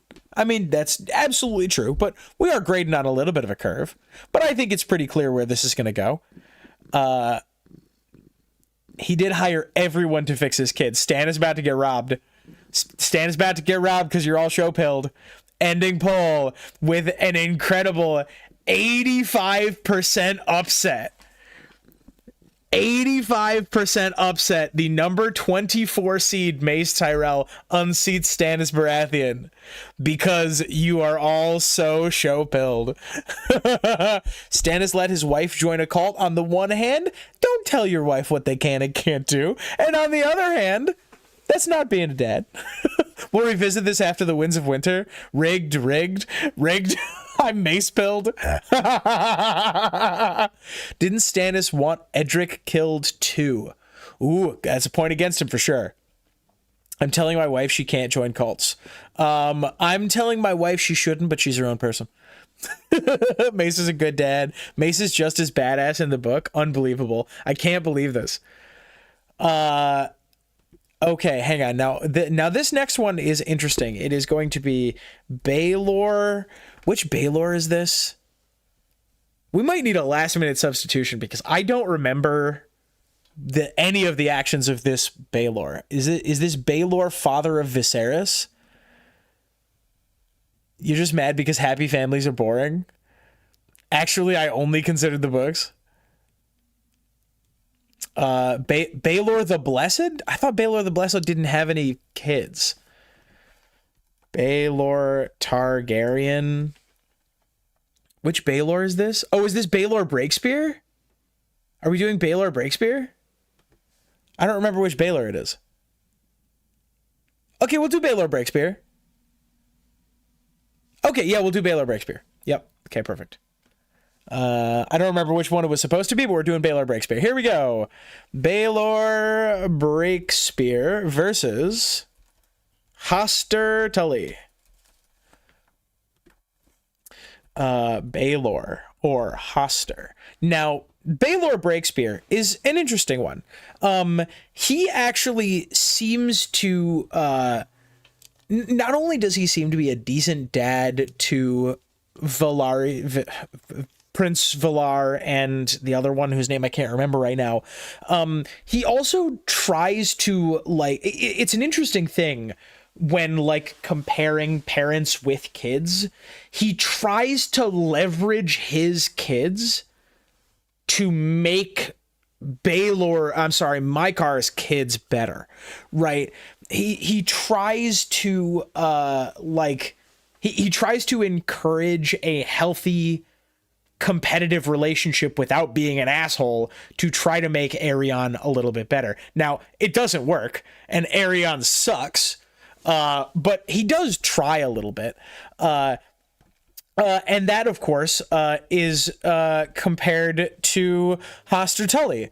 And Hoster Tully is pretty bad. I like Dr. Zaius. Forcing your daughter to have an abortion is generally a bad dad move. Good take. I don't know if we need the full 90 seconds on this one, because Hoster Tully is pretty bad. How did we get Hoster seated above Mace? How did we do this?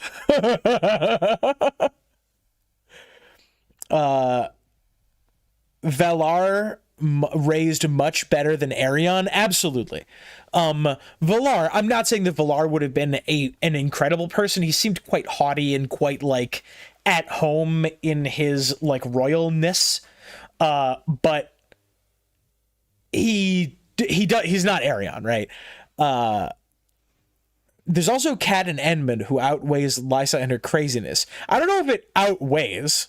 It does need to be discussed. Forcing your daughter to marry a man 3 times her age, pretty bad. Yep. Hostile Tully? Hostile Tully. If Hoster didn't take in Peter or do a better job with him, the series would have been far more peaceful. Yes, Hoster is also not a very good politician. Hoster raised Edmure, Robb's best bannerman. I mean, that's true. He was a passable dad to one of his kids. Then being crazy means something. I think we can probably pretty safely understand that where this is going. Baylor Breakspear. Baylor, we're just gonna say Baylor Breakspear, winning with 88%. Oops. Okay. Please enter a value from the drop down. There we go. 88%. There we go. Moving on to now this one might be a little bit interesting. Best foster dad is who? A bad act doesn't outweigh the good, Baratheon.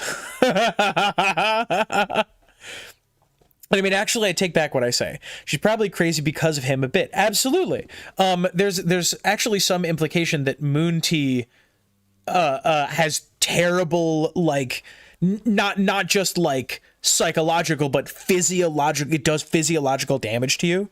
It will hurt you. It will damage your brain. He's only a dad to he's only a good dad to his son because he's pretty sexist. Yeah, I agree. I mean, actually, I take back what I say. She's probably foster Telly. Okay, here we go. John Aaron, best foster dad. Do we have John? Yeah, we have John Aaron on the list. Don't worry, we'll get there. Up next is Corlys Valerion versus Mycor Targaryen. This one's fascinating. Remember, it is up to you whether you use show canon or book canon, because in my opinion, show canon versus book canon significantly changes Mycor as a character. Because Mycor in the books, it is heavily implied that he in that last scene in House of the Dragon, right? He stormed away from Dunk. I'm sorry, last scene in Dunk and Egg. He storms away from Dunk. He goes and fumes for a day. He has a conversation with, maybe he has a conversation with Bloodraven, maybe he has a conversation with Valar, and then in a gruff huff, this is what I always imagine happening, in a gruff huff, he says, all right, kid. Listen, you take this ring, all right? And if you're ever in trouble, I'll be mad, all right? You use the ring and you call for help if you ever need it. The Hedge Knight's got a point, but don't, go ahead. Which is a point for Mycor, which I think makes him a very interesting character. In the show, this doesn't make him an uninteresting character, but it takes away one of those little points because he does not give Egg permission to go with Dunk, which is interesting. Corlys Valerion is a major political player who seems to be doing a lot of what he's doing for his kids. He encourages his kids to be the people that they are. He arranges marriages that aren't absolute hell. He encourages his kids to be dragon riders. He does try to pitch his 11-year-old kid to a 45-year-old, which is not incredibly chill and not something that I'm a huge fan of. So I find it interesting which way we're tipping here, because with that in mind, with the kind of arranged marriage that he is trying to push, not like we hear a lot about this with Rhaenys, not just for the crown. I'm sorry, not just for his family, but for like the political clout. I think that counts against Corlys. Let's see what chat has to say. Hang on, I'm scrolling.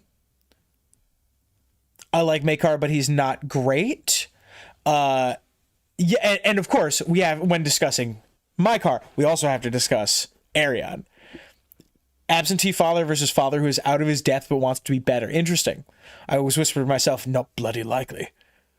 Mycor, bad dad to Daeron and Aerion. Technically, giving the ring was never a scene in the books. We just thought it was. Absolutely. I'm going to vote Maekar because he tries to go to help his kid in the show as Dunk is pummeling him. Oh. And also he signs up for a very dangerous thing for his shitty kid. It's subterfuge in the show. Egg didn't run away. It's a twist set up for next season. Corlys, they're not my bastards, Valerian. They're both problematic. Corlys flaunted his real kids in front of his illegitimate ones. Maekar raised disasters. That's true. I don't have strong feelings about this one. Corlys did support his gay son. That is true.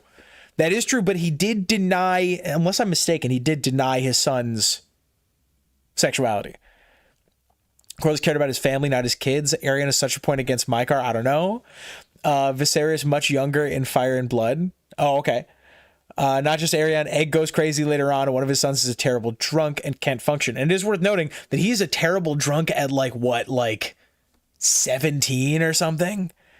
This is the closest vote yet. It sure is. Absentee father, dude, where's my car? Yeah. Oh yeah, he does raise Aemon. He does raise Maester Aemon, but I guess the Citadel raises Maester Aemon. He does force his gay son into a straight marriage. Absolutely true. He let his son be secretly gay as long as he got married to a woman first. And I think we're going to call it there with 39 votes. I think this is the closest one yet. It sure is. With Corlys Valerian winning 64-36. Very nice. Very nice. Interesting. Okay, we didn't see Maekar give the ring argument is kind of willfully misreading the implication of the text to excuse a joke in the show. Yeah, I agree. But like it's a TV show. It's a different adaptation, and that can be just something different in the canon. But I also think it's totally it's fine if they're the same, and it's fine if they're different. I think both are interesting. It just makes Maekar a slightly flatter character, but there's nothing wrong with that. It's a TV show. Here we go. Duncan and I have a whole conversation on Maekar giving Egg the ring in the books. Yes, but we know that Egg lied to Dunk about being allowed to go. He could have lied to Dunk about getting the ring. Right? He could have just stolen it. And then, I actually don't hate that at all. It could be the case that Dunk, that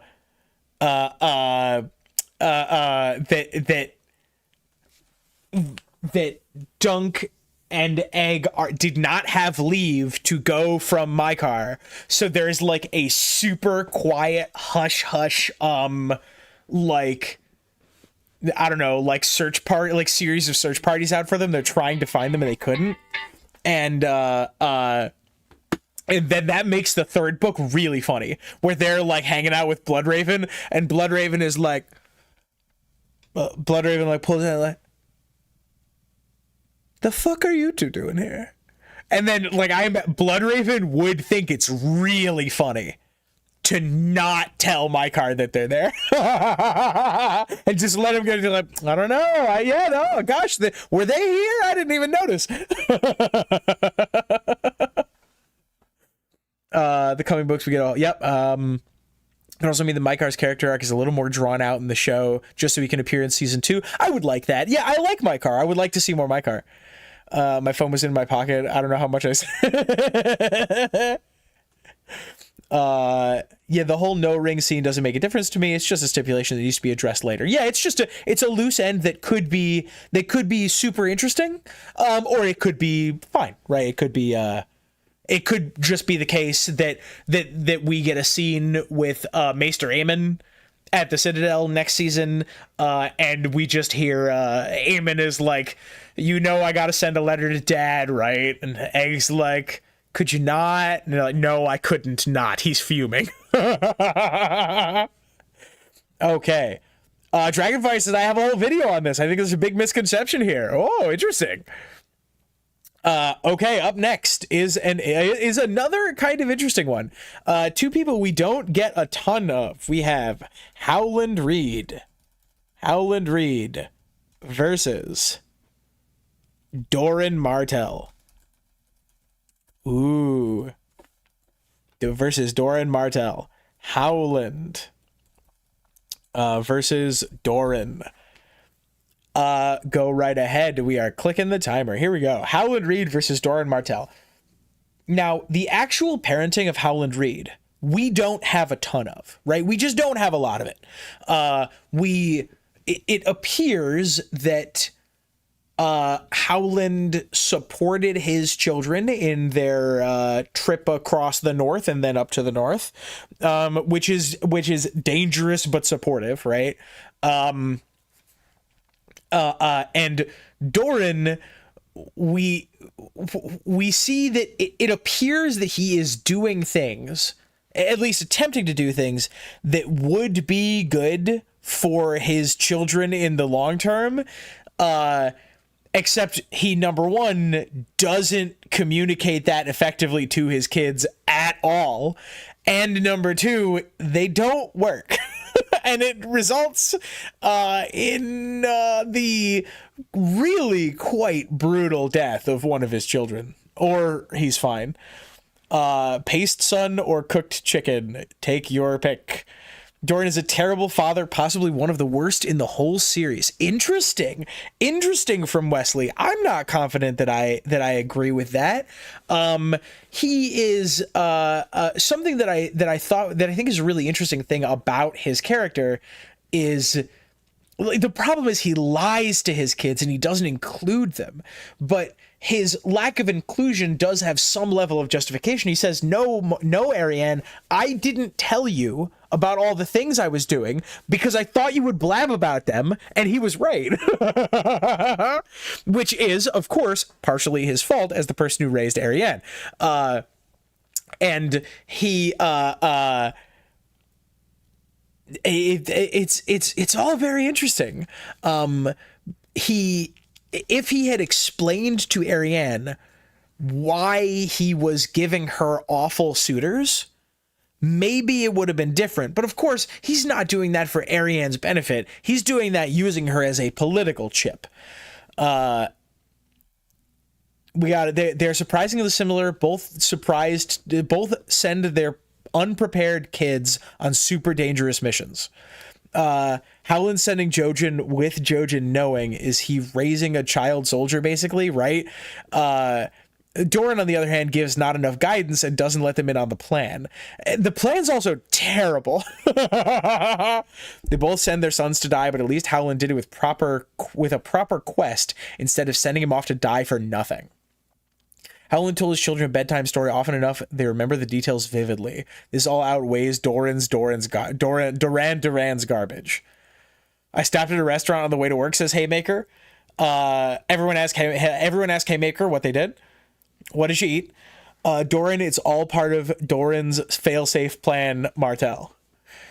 Doran doesn't communicate, and I think that is one of the things that makes you the best parent, is accurate, honest, and effective communication, which it seems like Howland has, and it really seems like Doran does not. Now, Dr. Boom makes an interesting point. Howland has Abraham raised a sacrifice vibes. A very, very interesting point. Howland sends his son away knowing he's about to be eaten, but Doran's kid gets eaten because he is dumb. I think it's because Quentin is dumb, but it's also because Doran is dumb. Doran makes a really stupid plan. Haymaker's getting a quesadilla. Very nice. Doran failed Ariane in a similar way to how Ned failed Sansa, though. Yes, just failing to prepare her for all of the crazy shit that he's doing. Yeah, I think that's a good point. Mm-hmm. Howland knew Jojen paste would happen. It seems many people believe that Howland is aware of, at the very least, Howland is likely aware of Jojen's visions of his own death, because Jojen talks about it all the time. Howland is a great dad for a Welsh frog in a moving castle with a shotgun. What does that mean? Doran has a daughter, is currently heading to Fagon, hoping to make an alliance. Did she already leave? I haven't read the sample chapters. Jojen and Howland are both cool with Jojen's fate. Makes it feel more like an informed self-sacrifice to me. Dorne wants Trystane to succeed him. That's true. Jojen knows his fate. They both raised secret Targaryens. All right, I'm calling it with 41 votes. Howland Reed winning with 76%. 76% is Howland Reed. All right, here's an interesting one. How about Viserys the First versus Roderick Cassel. Roderick Cassel. There we go. Viserys versus Roderick. Now this is a fascinating one, because while I think Viserys is a fascinating father, I don't know that necessarily translates into being a good father. He seems to have been a very a good father to Rhaenyra, but that does not make him, a good father all around. He seems to have become completely absentee by the time this is Viserys the First, Vizzy T from the show. Paddy Considine, hang on, we'll get you a picture. Viserys the First.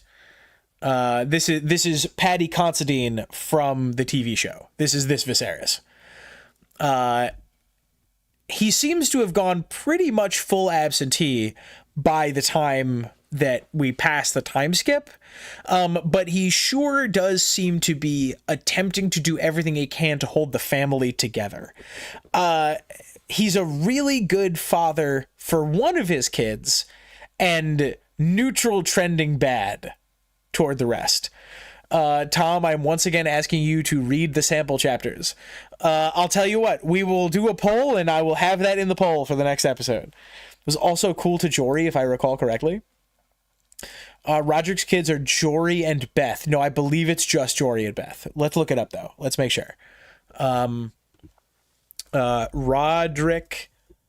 Roderick Cassel.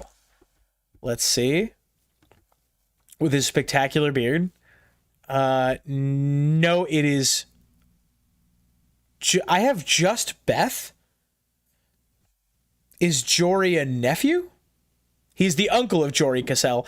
I think we can probably reasonably call him, like, he can get dad points for his treatment of Jory as well. I think that's fine. Viserys the First have more than 2 kids. I have more than 2 kids, Targaryen. I don't remember Cassel, but at least his kids don't terrorize the continent. Or if they do, I don't know. I don't remember him. Vizzy is arguably a better father than many, but a weak-willed politician, which ultimately harms his children. Absolutely. Viz is very sick and on his way to dying. That is also true. I think Jory's dad went down to the Tower of Joy. Jory's a nephew, uncle to Jory. Voting Roderick solely based on facial hair. And I think that's going to do it. I am a little surprised by how significantly Roderick won, but with our second upset of the bracket, it is going to be Roderick Cassel with 73%. Ooh, interesting. This might be one of my favorite streams we've ever done. This is fun. This is very involved. Okay, all right, here we go. We got a crazy one here. The number 14 seeded John Connington for his parentage of young Griff versus Sam Tarley for his parentage of Monster or Monster or Aemon Steelsong, depending on when it takes place. John versus Sam. Good luck, everybody. This is a weird one. 2 parents that we don't have a ton about. Sam, who is willing to adopt a kid he just met, right? He's actually willing to take some incredible heat from his father, who lost with 14% of the vote. He's willing to take some heat from that dad for the sake of this kid he's never met. He then learns that the kid he's never met got baby swapped, and then he agrees to be a father to the other new kid. Sam literally steals food from a baby. What? Sam has some of the most extreme parenting examples on both ends. Absolutely. Sam steps up in a way he's not prepared for, but willing to do so because he knows a bad father and doesn't want to be one, and that's cute. Yes, he is a father who has had only a couple of opportunities to be a dad and stepped up to the role. Sam adopted a kid and then left him to adopt a noisier kid. He didn't know. He didn't know. He's a dumbass. 2 adoptive fathers, yeah. Quinn punching the air right now. Quinn punching the air right now and John Con losing. Oh no, somebody call Quinn. John Con's about to lose another bracket. I like Ninja's position here. John stepped up because, oh my gosh, Targaryen child will be king. Sam just stepped up. Although, or did John step up because he's like, oh my god, my boyfriend's kid?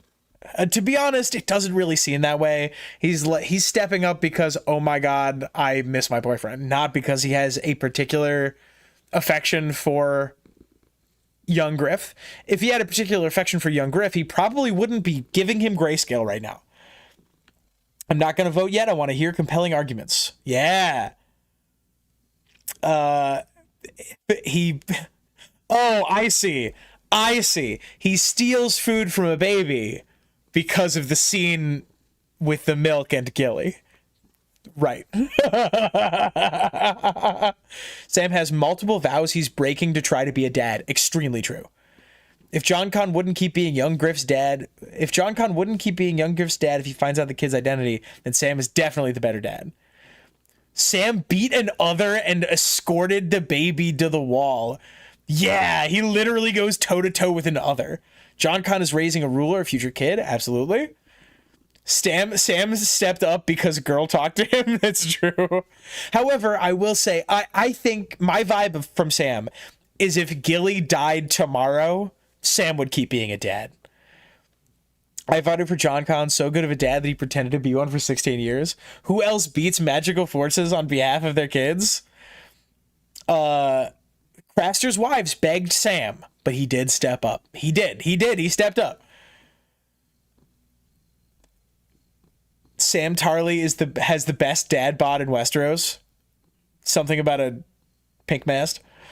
He also brought a wife and son back to the wall where he was straight up sworn to chastity. Yes, he was willing to. He walked back, and I don't know if he ever properly. I don't know if he ever internalized this, but he walked back to Castle Black, not knowing that there was going to be a politically favorable position for him.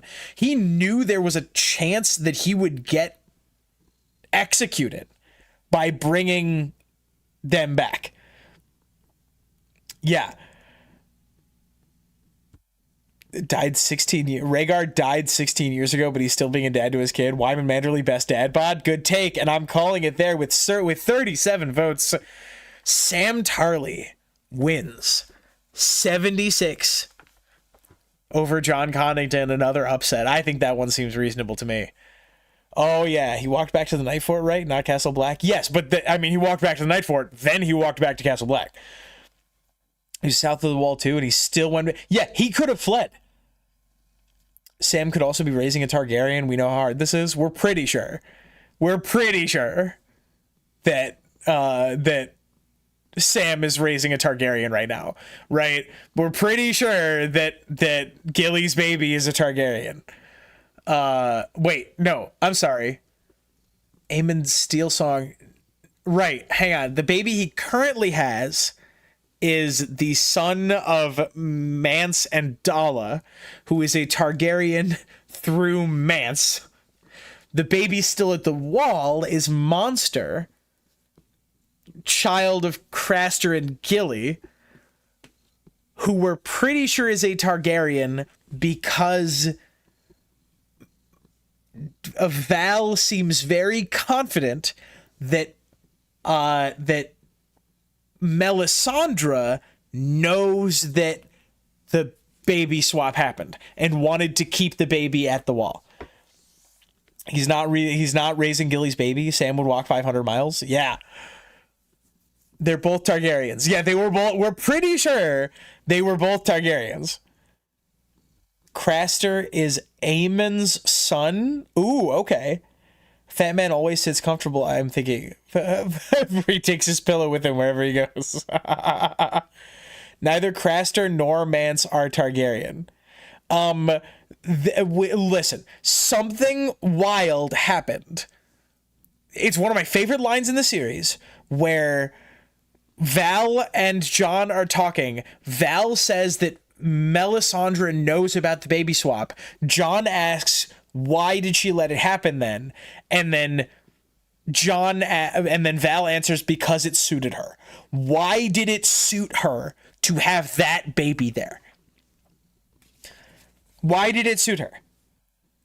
He gave Gilly's baby life, and basically it's still raising another kid with her, so Craster is Bloodraven's son. I like that as the answer best. Right? We know that Craster is the son of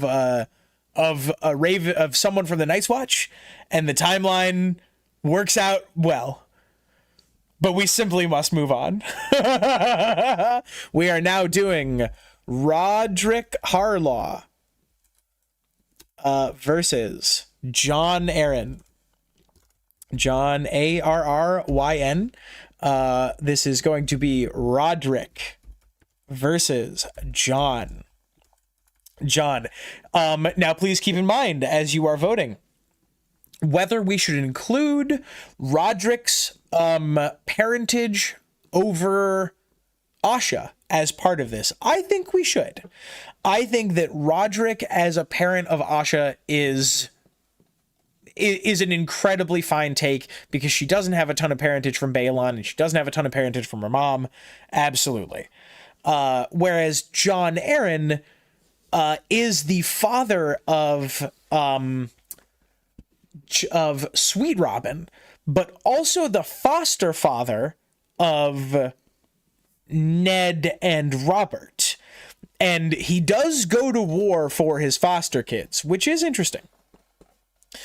Jon Arryn, he stood on business with Ned and Robert. I don't know who Roderick is, but Jon raised Sweet Robin. Yes. Roderick is an intellectual parent. Yeah. And when push came to shove, he not only did he try to give his weird adopted daughter good advice, he also raised in rebellion, right? He also supported her at the Kingsmoot over Euron.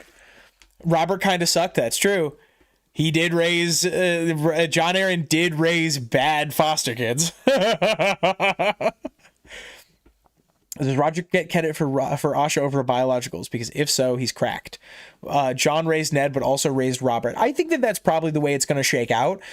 Because while Jon did raise Ned, he also raised Robert and his current, and also whatever is going on with Sweet Robin. And Roderick raised Asha. Jon was a poor father for the realm. That's true. Not only raised Robert, but also served as his hand. Very true. Did Jon just use the situation to start the war he was planning on starting anyway, though? That does seem to be implied by Barbary Dustin. But we don't know how much we can trust Barbary Dustin. You could say Jon raised his wife Lysa. I wouldn't say that, and I don't like it. All right, and there it is with quite a notable 81%. Roderick Harlaw is moving to the next round. Like, if Ned wasn't fostered and therefore believed in Signs, old gods, and the others, would be much safer. How much safer the realm would be. Absolutely. Not John raising. Okay, all right. Here we go. Our final poll, our final match of the Thoros 32. It is Arlen of Pennytree versus Stefan Baratheon. It is Arlen or Stefan. Now, I would have said, before the show came out, I would have said that this is a landslide, right? This is an absolute crush in favor of Arlen of Pennytree. However, we got the show, and we know that Arlen of Pennytree is not perhaps all that good of a parent, right? It does seem to be the case that he is alcoholic and mean and rude, and when Dunk says you didn't hit me unless I deserved it, he actually does mean it, right? He means that he was getting hit some of the time. This is much different from the Arlen of the books that I was really angling for, which is an Arlen who seems to be uncommonly well connected and may have a secret identity, which, you know, is in Harry Lloyd's reading of the Hedge Knight, Arlen of Pennytree is this joyful, funny, like happy-go-lucky kind of character. And when Dunk says like when like there's a little bit of humor in what their relationship was, but the like it actually seems like Arlen was really taking care of this kid who like just letting him tag along, whereas Arlen in the show seems to be a worse character for sure. Sir Arlen had the biggest dragon in all of Westeros. Arlen was so iconic, though. When I get up from my nap, my wife will give me a good old get up, and it works every time. Get up! Arlen we see is spiraling at the loss of his nephew and son. Roger of Pennytree. Mm-hmm. And I'm hoping we get more of him in future seasons. Dads can have a little fun too. Taught Dunk good lessons. And they were close and loved each other. That's the book. That's the book, Arlen. I'm not sure if that's the show Arlen. The show Arlen is a little bit less, is much more dealing with his own problems. Stefan couldn't have been a better dad than Arlen. Stannis is insane to me. Robert sucked all around, and Renly was decent. And I think we only see decent Renly because Renly by then had learned from Stannis and Robert. Stannis did try to get Patchface for Stefan did try to get Patchface for Stannis to cheer him up. And that speaks to me. I really like that. Because that does speak to me of a decent relationship that, like, you know, a little bit of gentle ribbing, you know, like, hey, I got this clown. You might even get Stannis to laugh one day, right? A little bit of like poking fun at your kids is healthy in my opinion. Stannis was raised by Crescent. Ooh. Arlen seems like an IRL person and dad, so I can give my graces. Yeah, whereas in a lot of cases, these are like fantasy caricatures of parents. Okay, and I think that's going to be it. I think it's a pretty clear victory for Arlen of Pennytree with 83% of the vote. In the first round, almost everything are blowouts. Just absolute blowouts. All right. The next match. You know what? I think we're actually going to start from the bottom, as that was the here we come into the Sweet Robin 16. Dunk definitely loved Arlen and was so inspired that he went on to be one of the greatest knights in history. You know what? That's a great point. If we try not to grade by results alone, but if we do grade by results, Arlen raised a great kid. Mm-hmm. He raised a kid who saw this lost little bald kid and was like, all right, you dumbass, get over here. How much of the Baratheon brothers being bad siblings is on Stefan versus Crescent versus the boys themselves? Renly was kind of wild in too. He didn't give a fuck about the customs of the realm, wanted to replace Cersei with Marjorie, wanted to jump the line of succession. That's a great point. That's a great point. Renly is reckless. Okay, we are about to go into the Sweet Robin 16. We are going to take a brief break, and I am going to use the restroom. And while I am doing that, we are probably, I think we're gonna take a second here, and we are going to do the poll for the next stream while I'm in the restroom. Take me to docs.google.com. New stream ideas. What would we like to be the next stream? Oh, we're supposed to do a streaming schedule today. I guess we're just not going to do that. Would we like to what do next stream? Sure. Do we want sample chapter discussion? Do we want continuing the How Many Things series? How Many Things series? Do we want any other pitches from chat here?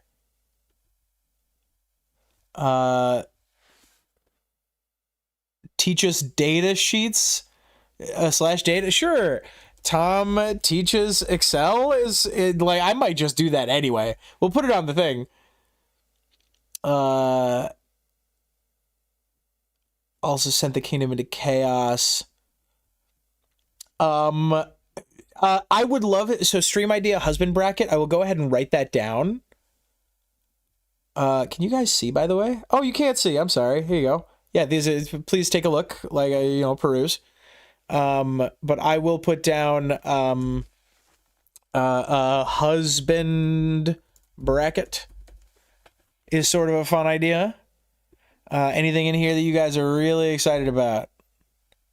Anything you're really excited about? Hang on. I second husbands. I don't want to do 2 brackets right in a row. I would love to do that. We will do that. It's on the list, but I don't want to do 2 brackets. I have data entry deadlines approaching, and I want to learn how to apply all your tips. Yeah. Also, if Wives is not done already, or is related to Aegon. All right, Seeing Nothing. Tom is going to pick another one.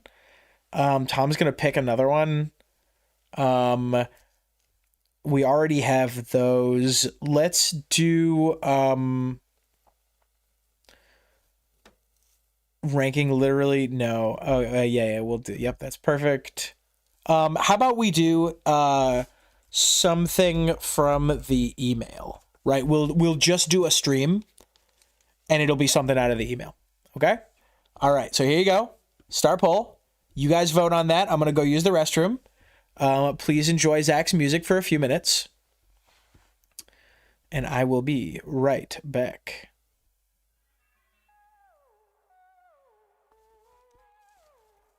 Yeah. There you go. Please enjoy. You're all delightful. We'll see what you guys are at when I get back. I will return presently. If anyone's like, where's Tom? When are we doing this bracket? We are moving on to the Sweet Robin 16 in just a few minutes. Bonk.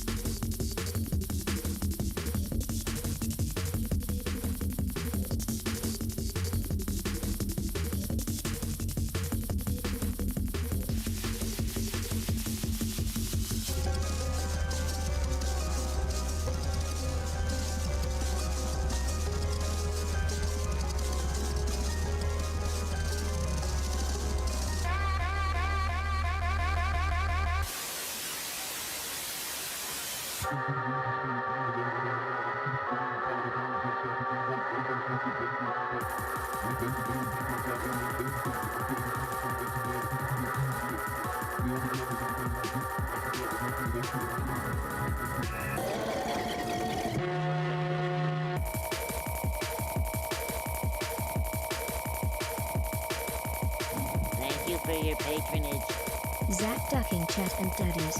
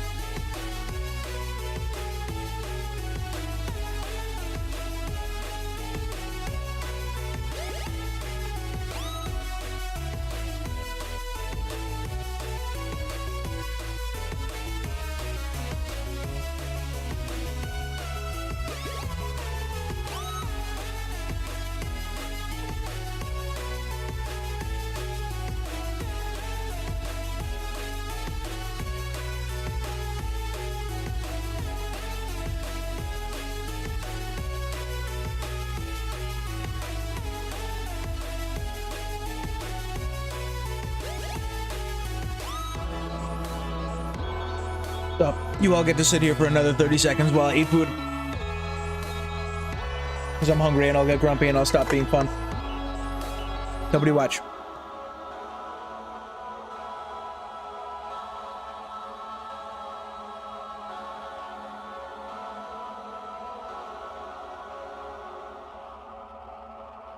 Sample chapter discussion with a startling 59%. 59.59%. Okay. Next stream. Next stream. Sample chapter discussion. What is the first sample chapter that was released? I don't actually know. Mayo, thank you for the donation.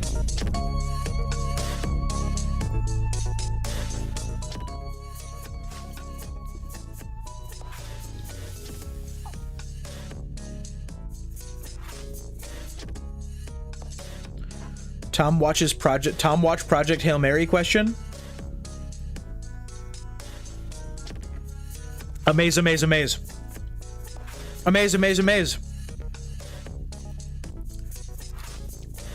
Tom, like, film.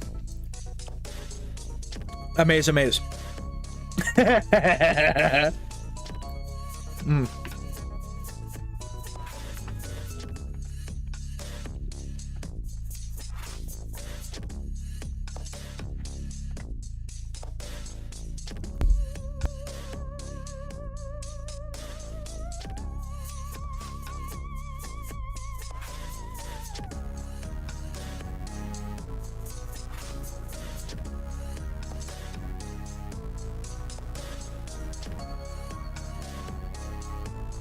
Up next in just a minute or two is going to be Ned Stark versus Oberyn Martell. Get ready.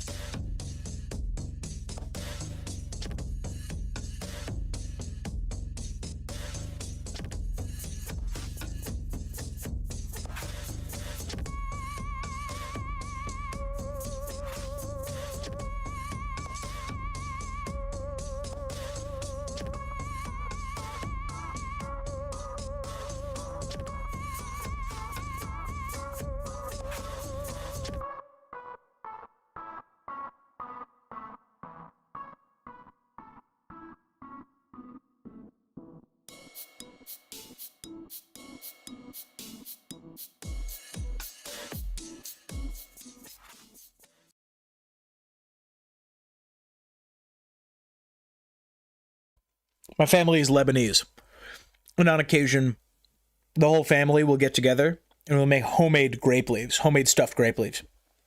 Oh, they're spectacular. Oh my goodness, we picked them ourselves.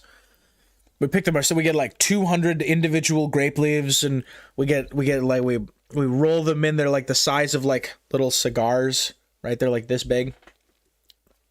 Oh, they're spectacular. You can eat them like candy. Oh, it's fantastic. Okay, yeah, I'll write that down. Hang on. Brackets. Daddy bracket. Oh, Michael, hello, welcome. Michael says, I think the first sample chapter might be Elaine. It's in the first group of them I have audio downloaded for. Thank you very much for being here, Michael. We will do Elaine 1, The Winds of Winter next stream. While we're waiting for folks to get back, a bunch of people went and took a lunch. Let's see. Let's begin our discussion of Dad Bracket, Ned Stark, Oberyn Martell. Here here we are at the beginning of the Sweet Robin 16. Taking a brief break. Ready to keep it going. I just looked it up. It's Theon 1, but I like Elaine. All right, we're going to do them in order. I will do Theon 1, The Winds of Winter. There we go.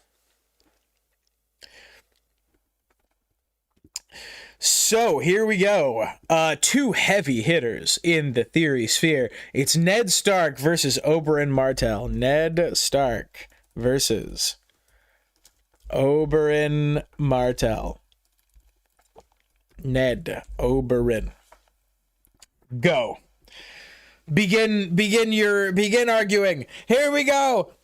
Let's do it. Come on. Woo! Let's go. Ned Stark, famously decent father, right, tries to make sure that his children have the opportunities that they need, and sacrifices so much of himself for his children. And Oberyn, father of the coolest kids in the series. All of Ned's kids are alive at the end of the show. Oberyn's not so much. Excuse me? Wait.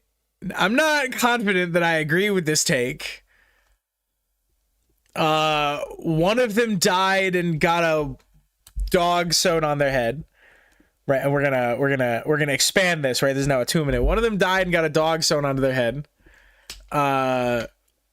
One of them is a tree, and one of them was resurrected.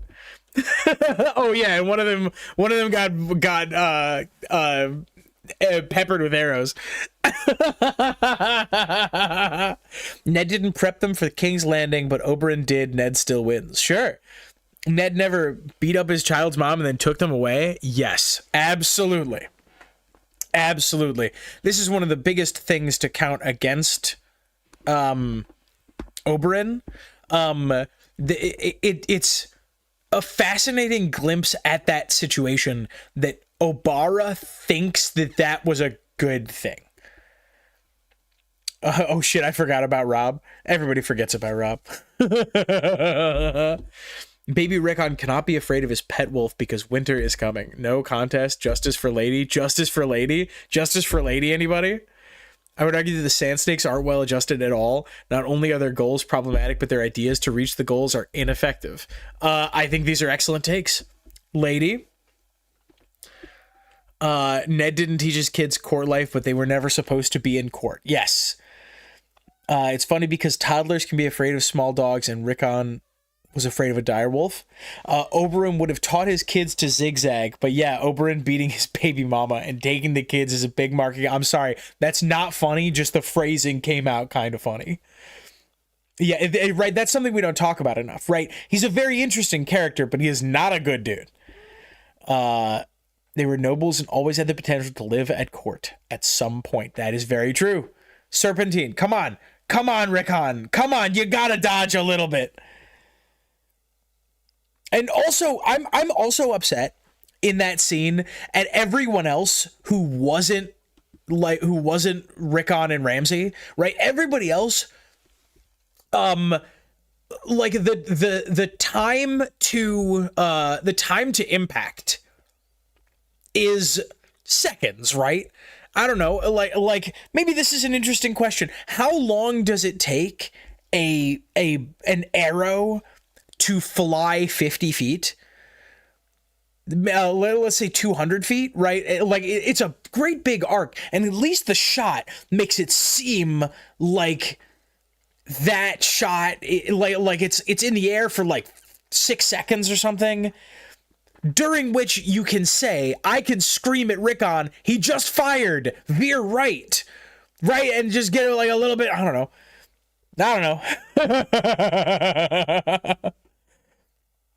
Rickon could have had a unicorn. The Red Viper taught them Serpentine first thing. Hey!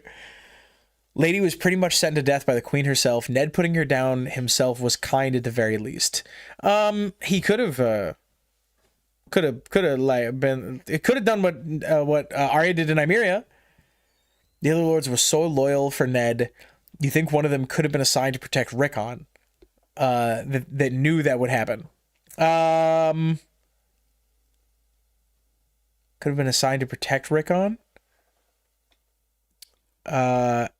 Interesting. I'm not sure that I understand. It would have been tough for half a second to 1.5 seconds in the air. Okay. 50 feet, almost no time, but those last shots, they seem like they were taking a pretty big arc, but it feels like it was shooting over 100 yards. Yeah, I feel like that, you know, there is some level of communication that Jon and the other Northern Lords could have tried doing, right? Counterpoint, cutting off her head was not, in fact, nice. Yeah. Ned could have released her in the wild, right? There's ways around that situation. Come on. Ned couldn't have sent anyone to protect Rickon. He died. Yeah, that's true. Okay, I think with 38 votes, I'm pretty sure we know where this one's going. With 79%, it's going to be Ned Stark. Congratulations, Ned. On to Tormund versus Davos, the number 3 seed versus the number 4 seed. This is not how seeding works, by the way. This is not how this is supposed to go. It should be Ned versus who? Like Sam, right? It should be Ned versus Mace round 1, but whatever.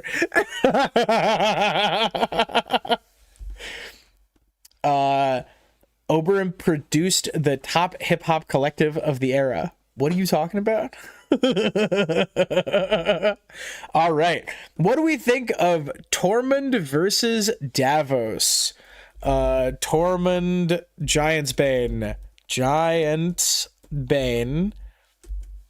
versus Davos Seaworth. This is so much fun. We got to do this more. We got to do this like once a month. Tormund versus Davos. Usually seeing me go 1 versus 32 versus 16, 17. Yeah. And in the second round they reorder. It's whatever. Tormund #girldad. Yeah. Tormund proud of his kids. How many dead kids does Tormund have? I want to say 2. My gut is telling me 2. This one's a trolley problem situation. Giving one son as a hostage to save his people versus putting 4 sons in danger for his king. Tom, do you not remember the Sand Snakes rap number? Wait, what? Was that a reference to the Sand Snakes rap number? No. Oh yeah, I forgot. Why must I choose? Love Davos, wouldn't want him to be my dad because I enjoy living. Rigged. Now, can we blame, and this is a genuine question, can we blame Davos for what happened to his kids? This is not me saying we shouldn't or that we can't. I am asking, should we? Devon rules, but Tormund might be a better mother. Tormund is a very interesting dad. Tormund who ribs his kids. Tormund who mocks his kids. Tormund who will kill somebody for them. Is Devon not technically a hostage to the Queen's men? Yes. Tournament seeding can be done in 2 ways, reseeding or not, but neither looks like this. What do you mean? What are you talking about? Not blame, but responsibility? Sure. Oh, I didn't do the time. We're giving you guys like 30 seconds. Does Tormund get credit for Mage Mormont's kids? No. He is not he is the father, but he is not the dad to Mage Mormont's kids. Melisandre is Devon's real dad. That's a fantastic comment. Davos was smart for keeping his backup kids with their mother. How? I don't care for this. Good comparison between the two formats are NFL playoffs versus March Madness. Oh, is March Madness like this?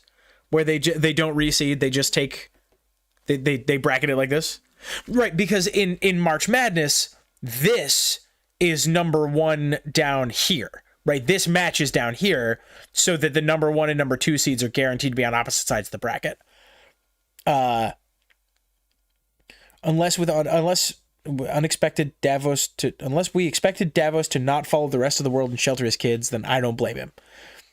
I wonder how much we can or should reasonably blame him. Davos saving his kids from a succession crisis. I'm going to scream. We're calling it. Davos Seaworth, rip, secret sleeper, out of the tournament. The number 3 seed, Tormund Giantsbane, wins. with 74% of the vote. Incredible. All right, up next, we got a fascinating one. The number 5 seed, Walder Frey, versus the number 6 seed, Wyman Manderley. Walder Frey versus Wyman Manderley. Yes. Walder versus Wyman. Yes, Walder Frey, who has this interesting habit of making sure that all of his kids, no matter how distantly related, are able to making sure that they all have support, right? That they all have some level of an income. Versus Wyman Manderley, who did cook and eat people for his kids. Glad these two finally get to battle it out, says Michael. Wendell gave Brienne armor? Really? Oh, right. Wendell Manderley. Do we meet Wendell Manderley when Jamie is at Harrenhal? Wait, I misclicked it. Add 2% to Wyman. No, I'm sorry. You only get one vote. You can't go back to the voting booth and say, give me that back. Walder sucks ass, but married himself, said he takes care of his own. Yeah. I love Walder, but can't pick him. Wyman is such a better dad. He ate Frey pies. He was willing to murder in cold blood the goodest person in the series for his kids. He was willing to execute Davos Seaworth, who is like the moral core of the whole series, for his kids. Wendell was with Kat when she went to Renly. Oh, okay. No need to argue about this one, so I'll just say this is fun. Wyman all day, not even a contest. I think we can see which way this is going. We're going to see if Walder can catch up in the last about 30 seconds here with 32 votes in. It looks like it's going to be a pretty clear victory. Yeah, he ate Frey pies, but that's just vengeance.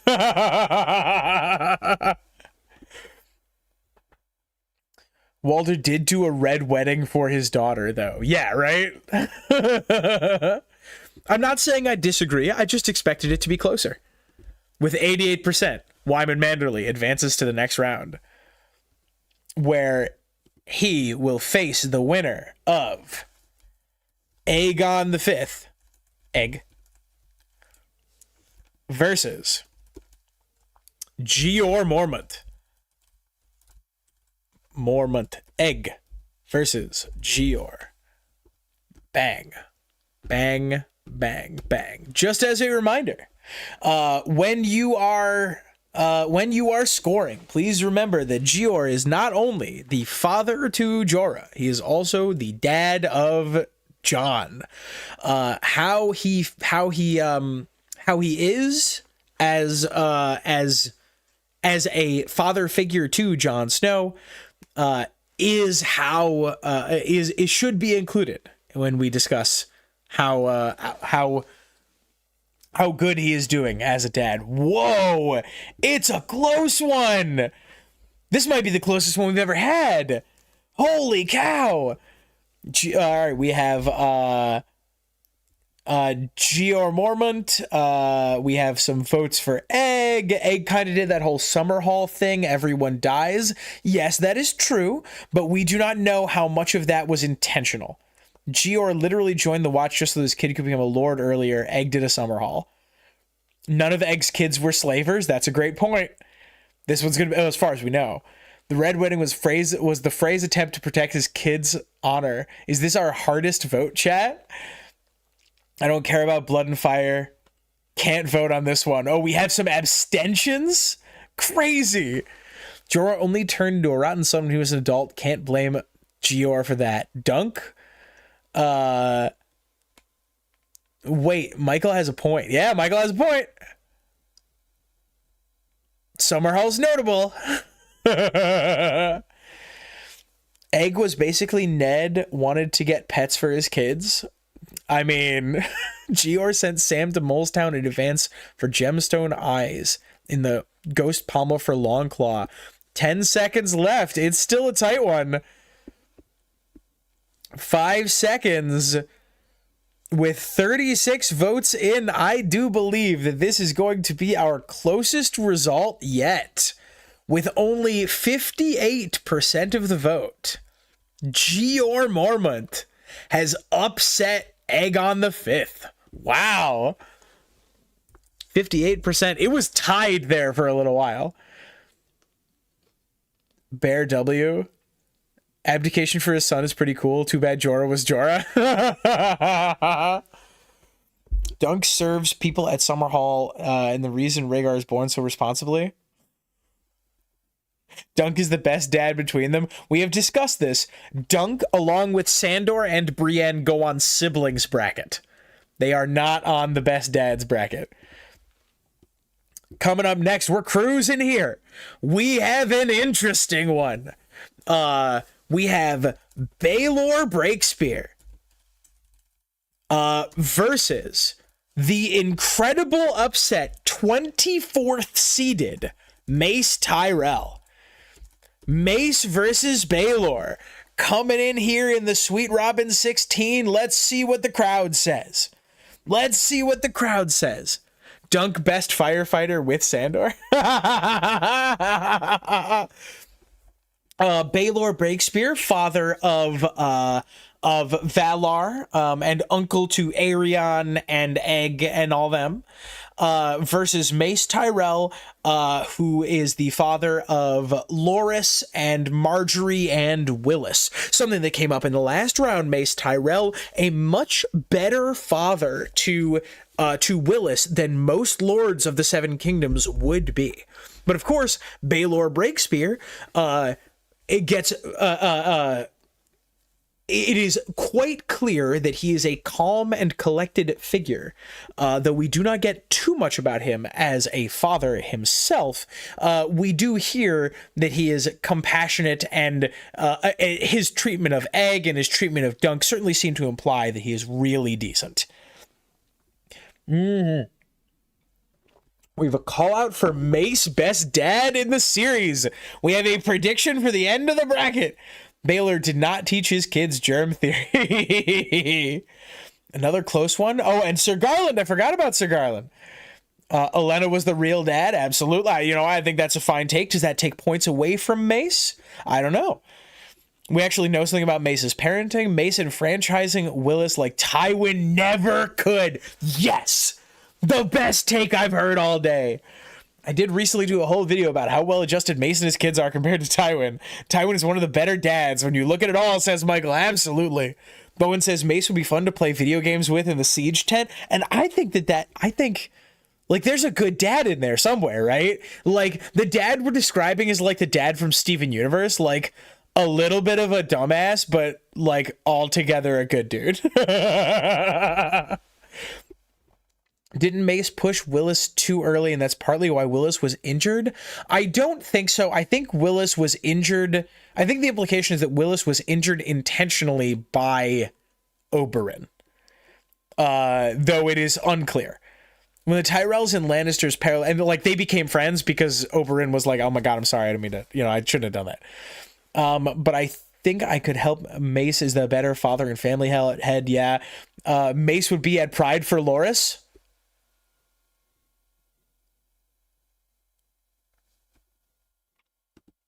That's a great point.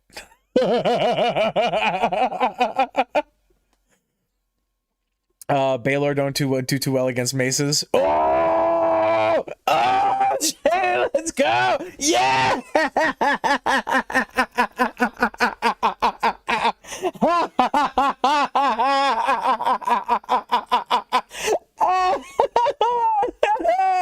Yeah! Whoa! Oh man. Also, realizing your mom is good at raising people and taking advantage is just smart dadding. Yeah, if I have a kid and I recognize that my parents are good parents, I'm gonna let them stay with their grandparent. Not all the time, but like a lot. I think it is said at one point that Mace wanted another Leo Longthorn and pushed his kid too early. Oh, okay. 15 out of 10 joke, and I'm gonna call it there with 37 votes in. 50, another narrow one. 57%. I believe that is our closest so far. Say Mace Tyrell, the long shot. Who was betting on Mace Tyrell? 24th seeded Mace Tyrell to come from all the way downtown and make it into the top 8. Yeah, Mace, let's go. And Mace is going to have to go up against the winner of the following. Is it Corlys Valerian versus Howland Reed? Is it Corlys or Howland? Corlys Valerian, who I think it is safe to say would not represent his kid at Pride. Would not march with his kid at Pride. I think I'm actually pretty confident in that. He would not march with his kid at Pride. Let's go Big Brain Mace. I said it before, I'm mace pilled.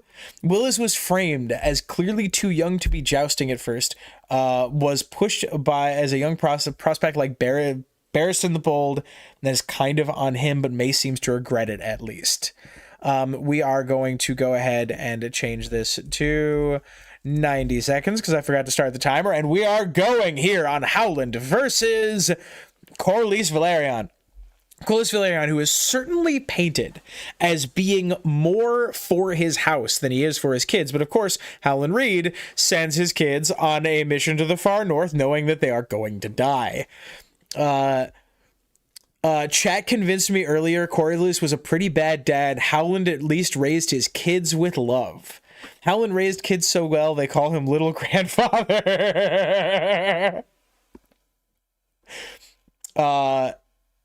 Wouldn't show up at Pride for his kid, and he helped create the dance, and he tried to marry off his 12-year-old. Like Viserys the First in a scene that would be disgusting if Paddy Considine wasn't so funny. Corlys is chill. He's fine with the Strongs being legit since Laenor is fine with it. Just about as supportive as he can be. I'm pretty sure that there's a scene where he is talking to Rhaenys, maybe at the end, like near the end of season 1, where she's like, have you really never accepted that about him? Something like that. Honestly, I think Mace takes the next round 2 against either of these guys. Well, let's not jump too far ahead. We don't know that both of his kids will die. And do we know what Howland knows, or was he just given an outline? We are purely speculating. We do not know what Howland knows, but we do know that that Jojen is not shy about talking about it. Yeah, Corlys did try to marry his 12-year-old to what, a 45-year-old? Yeah, absolutely. That's points against for sure. And Michael has a point. Can I vote for Mace again? We will get back to Mace later. I know he's a fan favorite. We'll get back to Mace later. And Howland Reed, I think this is a reasonable upset with 37 votes in. 86% of the vote goes to Howland Reed over Corlys Valerian. All right, down on to the bottom of the Sweet Robin 16. It is... Roderick Cassell versus Sam Tarly. Sam Tarly, who stepped up to be a dad, and Roderick Cassell, who did prioritize going south with Catelyn over sticking around. Roderick Cassell, who has a job. Roderick versus Sam. Please go nuts. I give Howland some graces then because this kid is a green seer and saw things for himself. Yeah, right? Howland raised them to make their own choices, but his bedtime stories don't tell the parts. We've already been propagandized by Michael. It's a lock for Mace. Whoa, no way! Whoa! Sam jumping out ahead fast! Oh, J4H Moon sent a gift. Thank you very much. It's a goat. Thank you for the goat. You're amazing.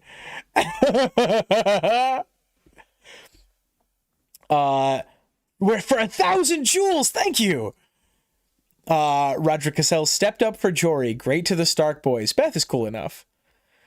Sam, best dad in the series. A good man raises his children. A great man raises someone else's. And a truly great man. So I think that we can say with confidence that the greatest dad in the series is the Night King. Roderick gave his life to protect his daughter in the Siege of Winterfell. Absolutely. Tom, are you lobbying for these characters? Absolutely. Oh my god. I can't believe this upset with Sam. Holy shit. Oh my god. Hang on. I'm set. Wait, what do we have? Give me 90 seconds. With 38 votes in, Sam up 76-24? That's awesome. Sam beat another. Beth is cool, but not that cool. Yeah. Let's go. I'm going book Corlys mostly. Howland told bedtime stories so well that Jojen remembers Ashara's suitors with a specificity that rivals Barristan the Bold. Val making a prediction for the final round. We should do that in future brackets. We should have people fill out what they think their bracket is going to look like. I was going to joke and ask where the Night King is on this bracket. Daddy of all those others, and try to take over the world for them, giving his life in the process. Sam tries his best despite pursuing higher education. Yeah, Sam, who forsakes his vows, adopts a kid, and goes back to school.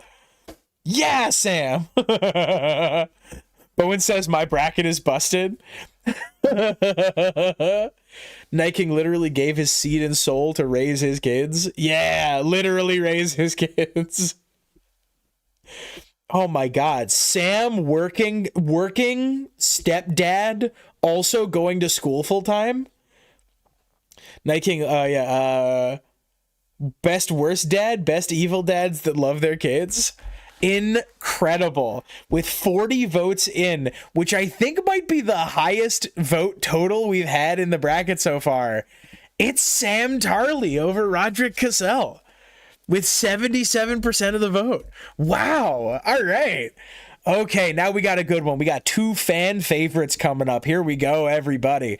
It is going to be Roderick Harlaw versus Arlen of Pennytree versus Arlen of Pennytree.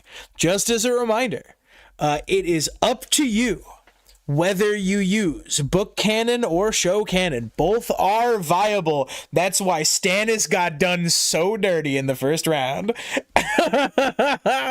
Sam is never really a father to any of the kids. He's just sort of there. There's no parenting happening. I'm not confident that I agree. Sam has not had much of a chance yet, but he agrees to inflame the relationship with his dad, his famously bad dad, for this kid. Sam's dad skill depends heavily on if he remembers to get his wife and kid off that boat before Marwyn leaves. Yeah! Yeah, dude, let's go. Yeah, Aemon Steel Song in Meereen.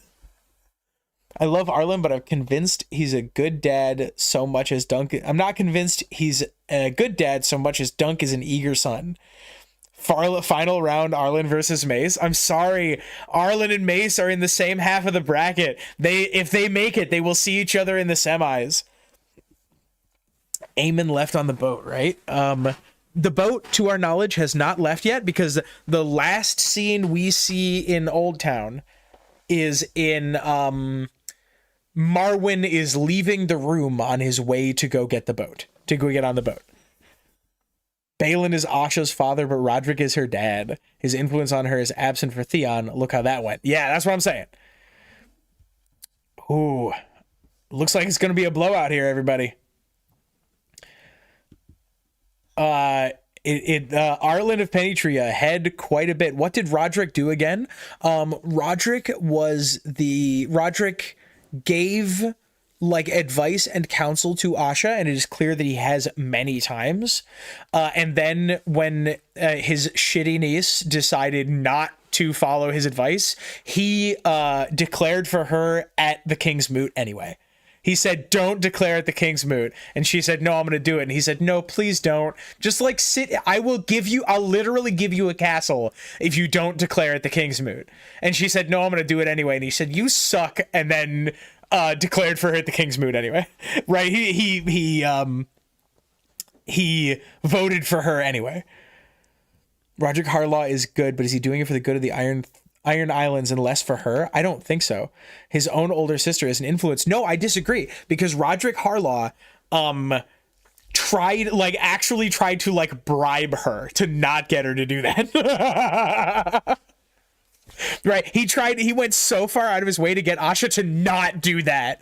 And when she did it anyway, he supported her. Like, no, please don't do that. Please don't do that. All right. Okay. Give me the t-shirt. Whatever. He didn't want Arsha to split the non-Euron vote. Oh, that's an interesting take. I didn't get the sense that he was doing it out of political feelings, but I guess it's been a while. Maybe I need to reread. I read Roderick's interest in Asha as primarily as promoting her education, and then Asha grew up dope as fuck. Yeah. All right. That's it with 37 votes in. We're lagging. Where'd the poll go? The poll disappeared. Is there a limit? Does YouTube have a soft limit on the number of polls you can do? What the hell? No way. It's not displaying for me. It was 73% with 37 votes. Oh, there it is. Oh my God, it just took it a second. It was 62%. There we go. Bonk. All right, there we go. After the Sweet Robin 16, there are 8 people remaining to go into the Pate 8. We will have 4 matches here in the Pate 8. It is going to be Ned versus Tormund, Wyman versus Gior, Mace versus Howland, and Sam versus Arlen. Honestly, kind of a stacked roster. Very cool. Very 4 is 8. Like 8 excellent dads, and we have some names in here that I wasn't expecting to make it this far, and I'm very excited. Michael, we're gonna go to our on the ground correspondent. Michael, any thoughts on the performance of our 16 teams as we move into the Pate 8 here in the Father's Day Championship bracket on the Interesting Nerd Club? I was mostly joking. I would gladly accept any of these people as my dad. Would I accept any of these people as my dad? I would not accept Sam as my dad, because Sam is a good dad to an infant, right? Sam's a good dad to like a kid. And I want, like, we're about to move into the Pate 8. All right, we just a couple matches left. I want to see predictions. Who's winning this? Who's taking this thing? I would not accept Arlen. I don't think. Hang on. Okay, we got, Michael says, let me see if I can. I think that Mace Tyrell is really doing people proud. The seating committee was far too low on him, and he's been putting in a strong performance all year. Now, here's a guy who really got screwed out of the seating, so he's had some tough matches here at the beginning. I think that Sam Tarley has an easy run thus far, but let's see if he can put in a strong performance and keep it going. We have a prediction for Mace v Ned. I saw somewhere Sam's gonna take it all. I still can't believe how dirty Stannis got done. Sam versus Ned final. This is so much fun. Okay, here we go. Let's find out who's moving on to the Boar 4. The first match of the round of 8 is Ned Stark versus Tormund Giantsbane.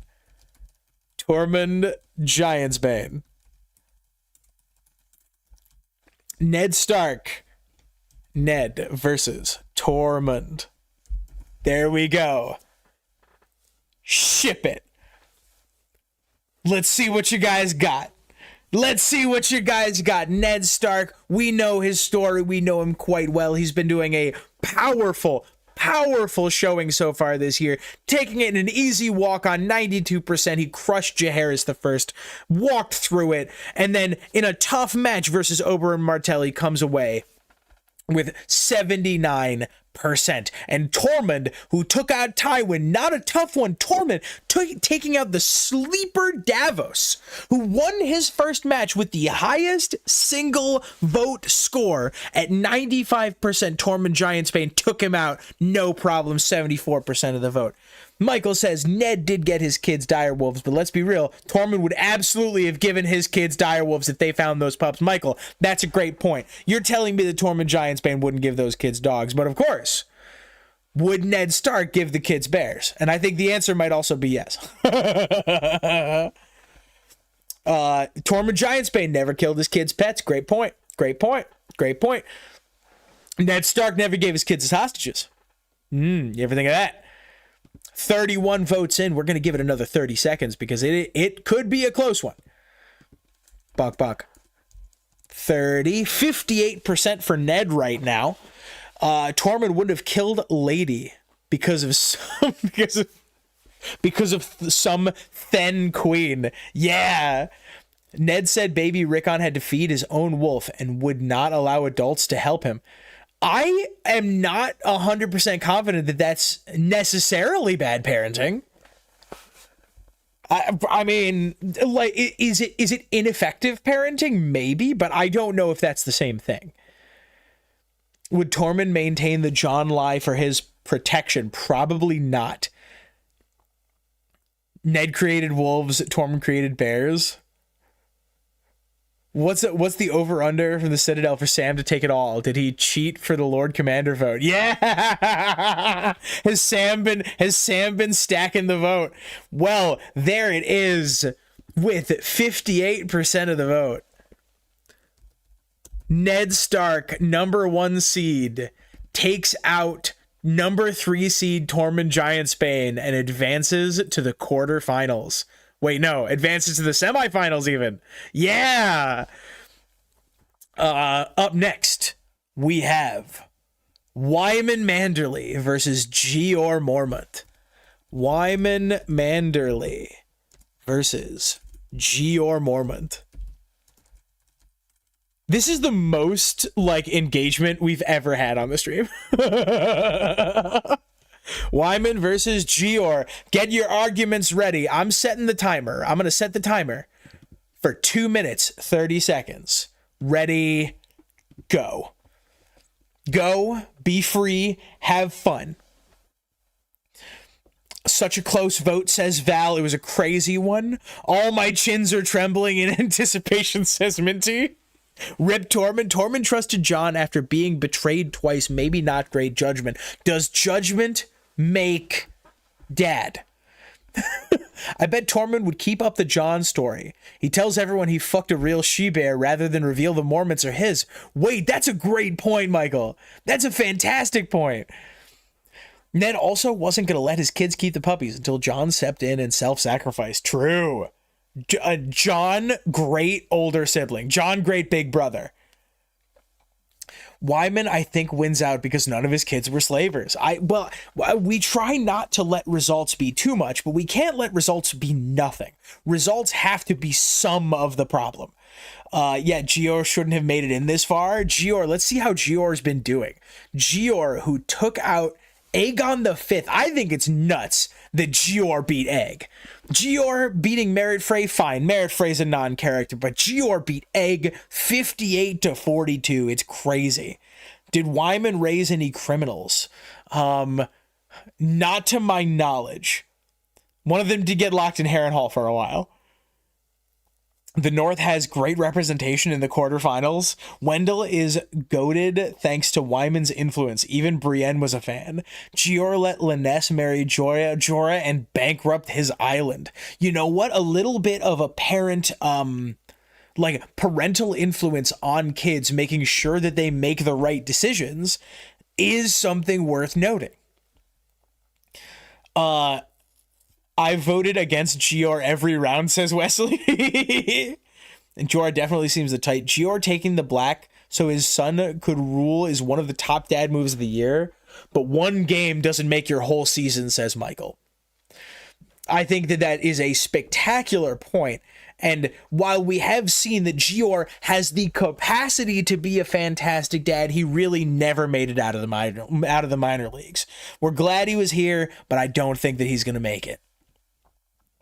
Ned trusted Cersei let Sansa be betrothed to Joffrey. That's pretty much giving her up as hostage. I don't think that's a bad idea. That's a bad point. Gior knew who Jorah was when he abdicated. Yeah. The North remembers and parents well. Can we say Jorah did less for his kids than Wyman? Ooh. I did vote for Gior though, says Mora, says Jorah, says Michael. Well, all of the Jorah fans, I'm sorry, you are not getting that representation moving in, as with 73%. Wyman Manderly, noted cannibal, advances into the Boar 4, 6-seed Wyman Manderly, to go up against Ned Stark in the semifinals. Rip Bear Daddy. Honestly, great showing from Bear Daddy, and great showing from Bear Daddy.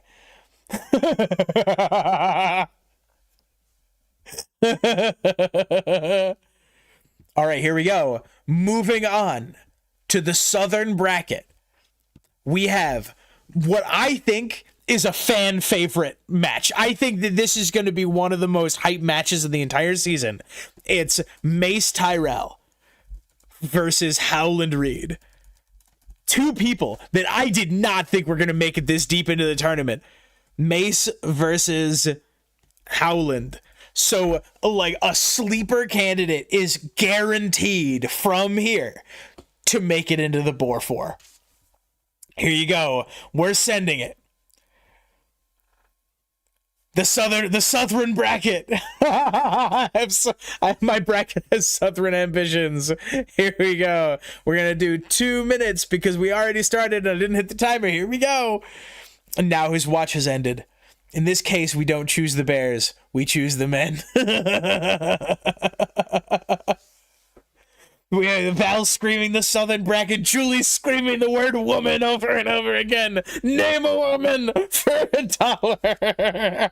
These two men could not be more different, says Val. I think that is a fantastic position to take. Howland Reed and Mace Tyrell, two more different characters I cannot imagine. Mace Tyrell cleaning up against Stannis in one of the craziest upsets of the tournament in the first round, and then taking out Baelor Breakspear with 57%, whereas Howland Reed with a strong record. Howland takes out Doran Martell, who I think is a bit of an underrated contender. I think it is impressive that he beat him so handily, and taking out Corlys Velaryon with 86% of the vote. Strong showings all through with both of these contestants here in the quarterfinals. Howland did bedtime stories so much better than Ned, he points it out to Bran. Mace pushed Willis into jousting early until he got his leg damaged, says Stone Snake. Mace wins this one. I'm putting my foot down. Mace is taking credit for the parenting of others, says Al. Mace taking credit for the parenting of Olenna, I think Al is saying. Mace with his well-adjusted kids and pretty queen daughter, or Howland with his little swamp goblins who won't shut up about the dream they had last night. Listen, these are two flavors of well-adjusted family. Tag yourself. Which family are you a part of? Are you a part of the well-adjusted royalty who sits still at all of the like family lunches, or are you the swamp goblins who are underneath the table eating bugs? None of Mace's kids have ever been cannibalized. Well, yes, but because we are allowed to pick our canon, he does get plural of his children blown up. To JK, but also not really. No, I'm with you. Swamp Goblin is a great descriptor for Jojen and Mira Reed.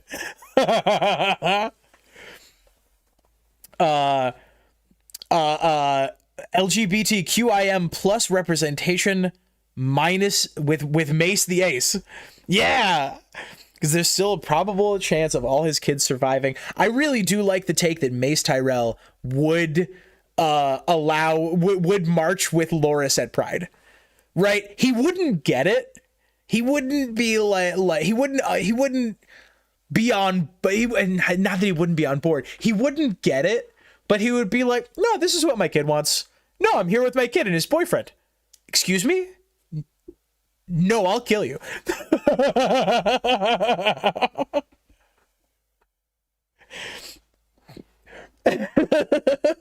Good dads listen to the influence of the women in their life. Yeah. Mace lets his kids hang out with grandma. She loves babysitting and everyone's happy. Don't talk to me about season 6, says Julian. On that note, we're going to call it there. Wow, with 36 votes in, Mace Tyrell cleans up with 61% and moves on to the semifinals, taking out Howland Reed. Honestly, I think a little bit of a round of applause for Howland Reed, as someone who is probably going to get both of his kids killed, and knew he was going to do it ahead of time, and still made it to the semifinals. The quarterfinals, rather. Mace was about to kill the face of the 7 just to save Marjorie. Hell yeah. Okay. All right. We have another fan favorite here down at the bottom. It is Sam Tarley versus Arlen of Pennytree. Here we go. 2 adoptive fathers. 2 fathers who went out of their way to take care of kids that they didn't need to, had basically no relationship with, but chose to take care of them anyway. And we get the 2 opposite sides of the parenting life cycle, sort of. With Sam, we see the beginning we see what Sam is like at the beginning. But with Arlen, we see the results of his parenting, which is a very interesting comparison.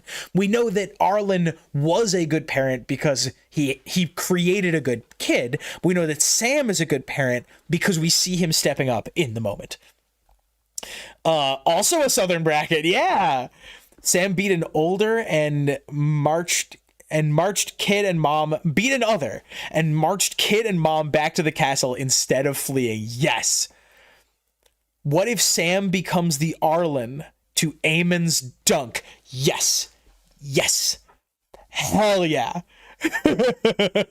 Sam is too young. Michael's right. I think that might just be that might be the deciding factor is experience, right? 2 books from now, Sam might be the best dad in the series, but we just don't have a ton for him yet.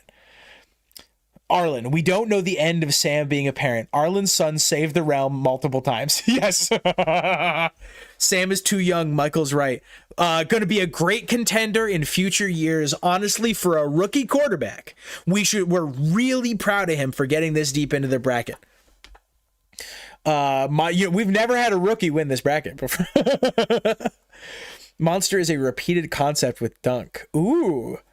I think both are overrated. Sam has no interactions with Monster. Arlen was definitely physically abusive, and Dunk has internalized being a punching bag. Fantastic. Like, honestly, some good points from Dr. Zayas. It depends on which canon you're going with.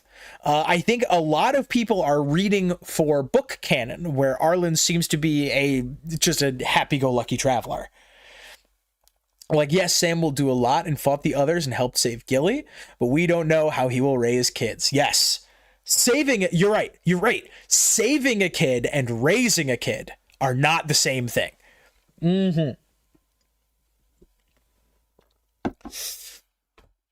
Sam is the best dad in my opinion. Looking at both canons, Sam goes so hard.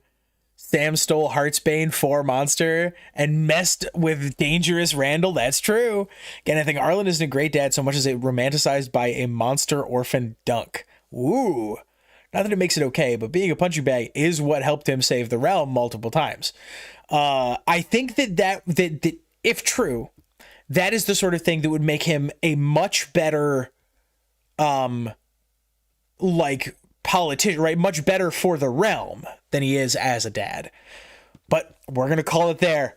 Sam, thank you very much for participating. You had a great showing. 59% in favor of Arlen of Pennytree. Oh, 59% in favor of Arlen of Pennytree, who advances to the semifinals. Sam is Gurm and Gurm isn't a dad. It's a major upset. Sam's been raising two different kids.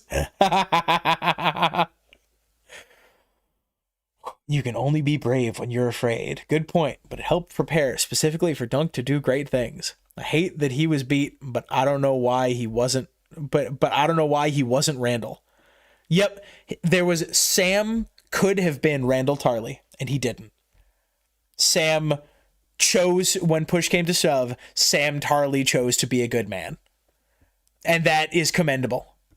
And we're all proud of him. And we're all really excited to see what he does in future seasons. We're going to go ahead and do one of these a little bit. Yeah, so again, yeah, there we go. Here we are. The semifinals. I disagree strongly with 59% of voters. I mean, hey, we'll see if he does better next year. We'll do this again after the Winds of Winter comes out. Sam was the Jackson Dart in his rookie season, went out with an ACL until the next year. Yep, we'll see what he can do, right? We'll see. He just doesn't have the support around him, right? He doesn't have the team around. He's a great player. He doesn't have the team around him and hasn't had enough showing. Good showing, Sam. Round of applause. Very nicely done. Also, look at how few allies stuck by Sam over the course of the season, just like Jackson Dart. Ned was willing to sacrifice his honor and lie to the realm to save Sansa and Arya. For real, if Sam gets that kid off the boat and has a good showing in the Winds of Winter, he has a real shot next year. Absolutely. I think that Sam, lying for your kids, lying for kids that aren't yours, puts him in league with the number 1 seed. And considering Sam had a strong showing in the semifinals, coming up from 19th seed, I think he should be really proud of himself. Whew, okay. All right, here we go. It's Northern Bracket versus Southern Bracket. Yeah. Yeah. Next season and next book, Sam and Jackson Dart are going to have their year. You mark my words. Okay. Here we go, everybody.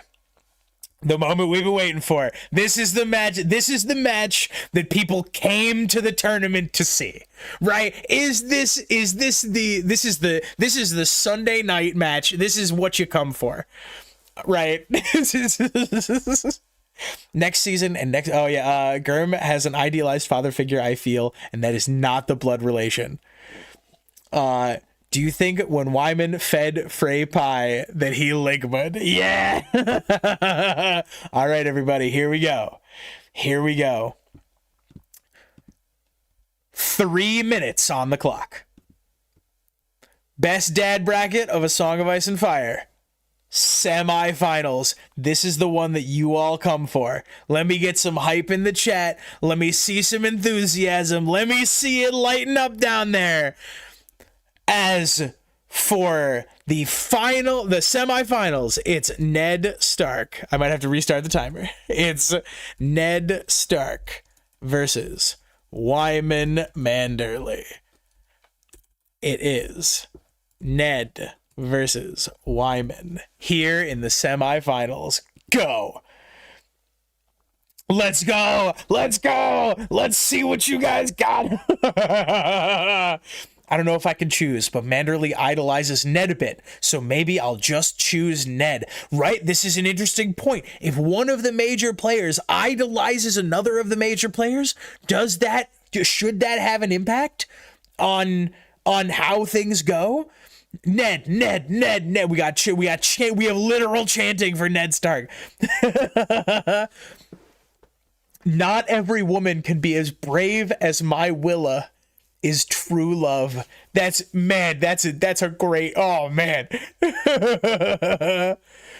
Boromir, Wyman for the North. Ned is just such a wholesome dad, says Ninja. Yeah, I mean, he goes so far. The most important thing to Ned Stark is his honor, his sense of self, his sense of identity is something that's incredibly important to him. And he sacrifices it for his kids.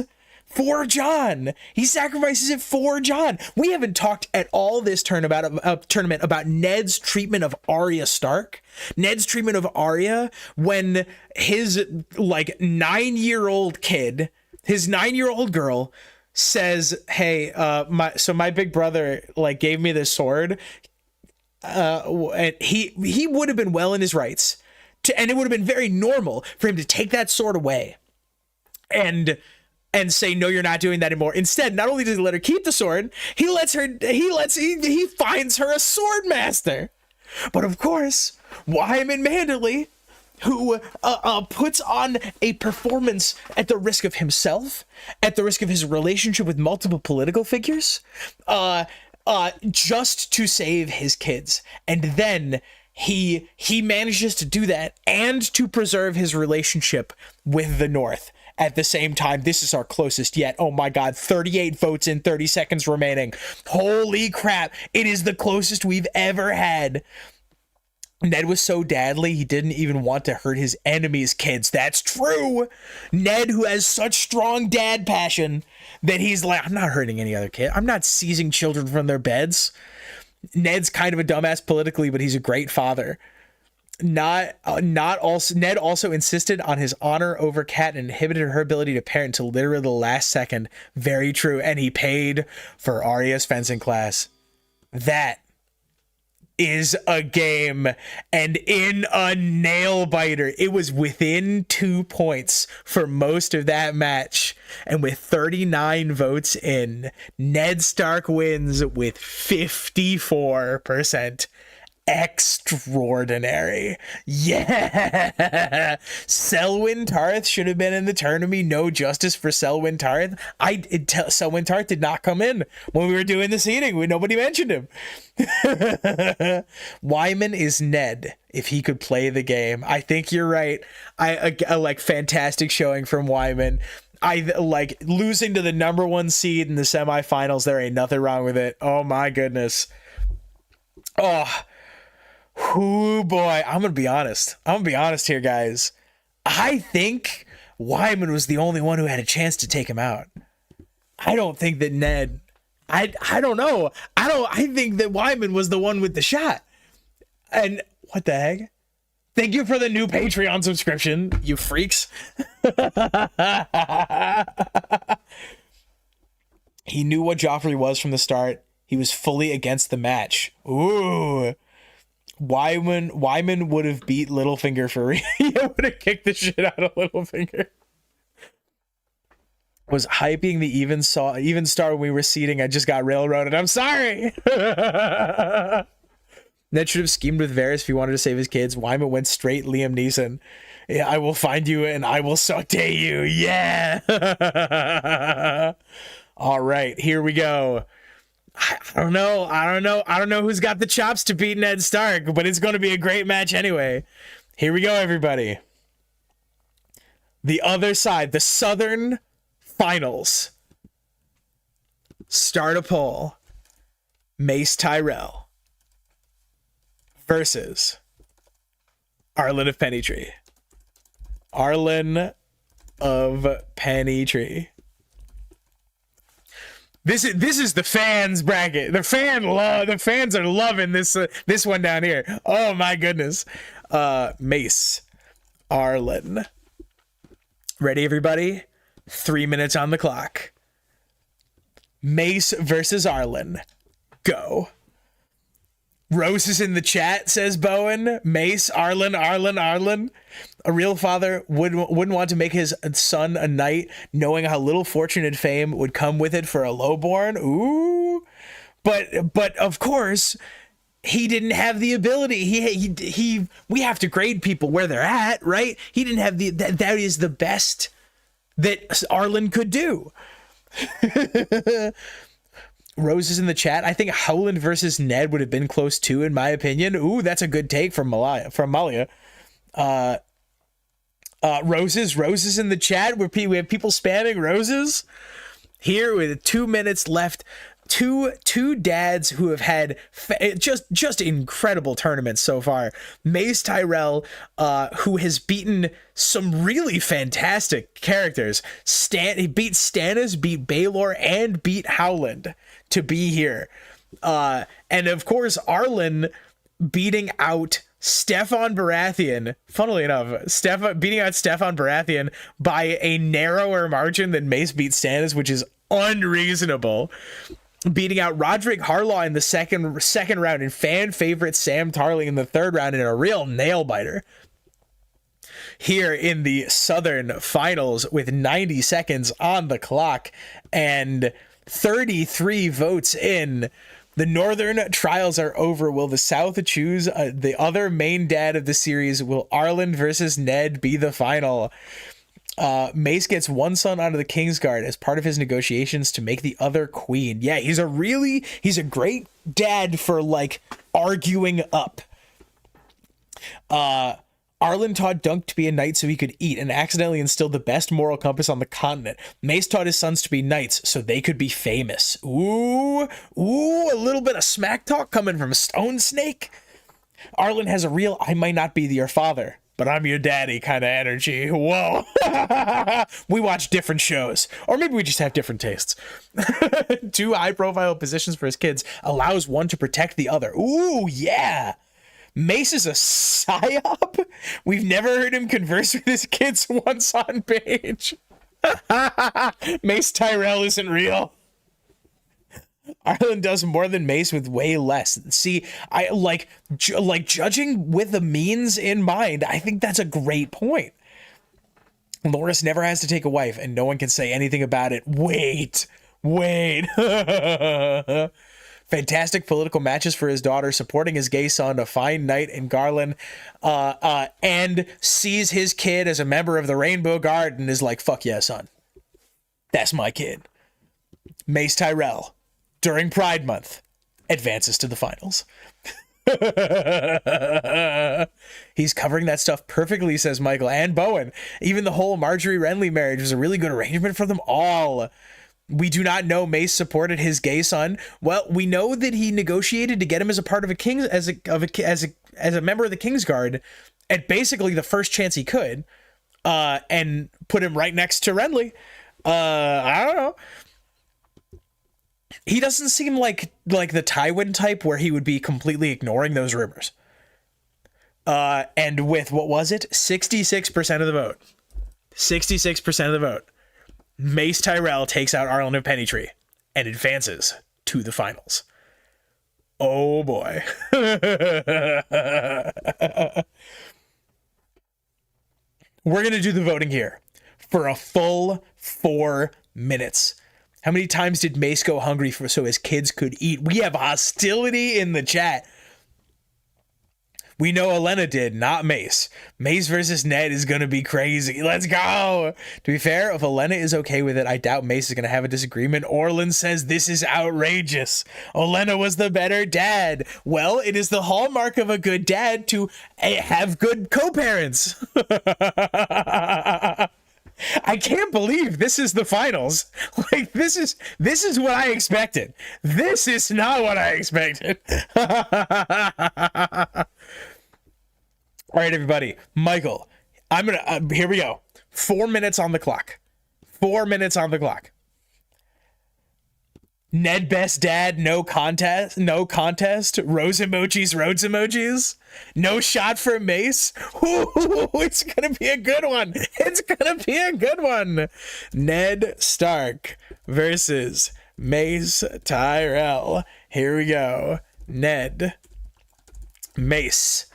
All right, everybody. This is your reminder to vote in every election. 4 minutes on the clock. This is your last chance. There's 50 viewers in the chat right now, and I want to see this number at 50.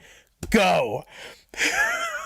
Michael, I am once again throwing to you here as we go into the finals, beginning the talk to me about the stories of Ned Stark and Mace Tyrell getting to this point in the tournament.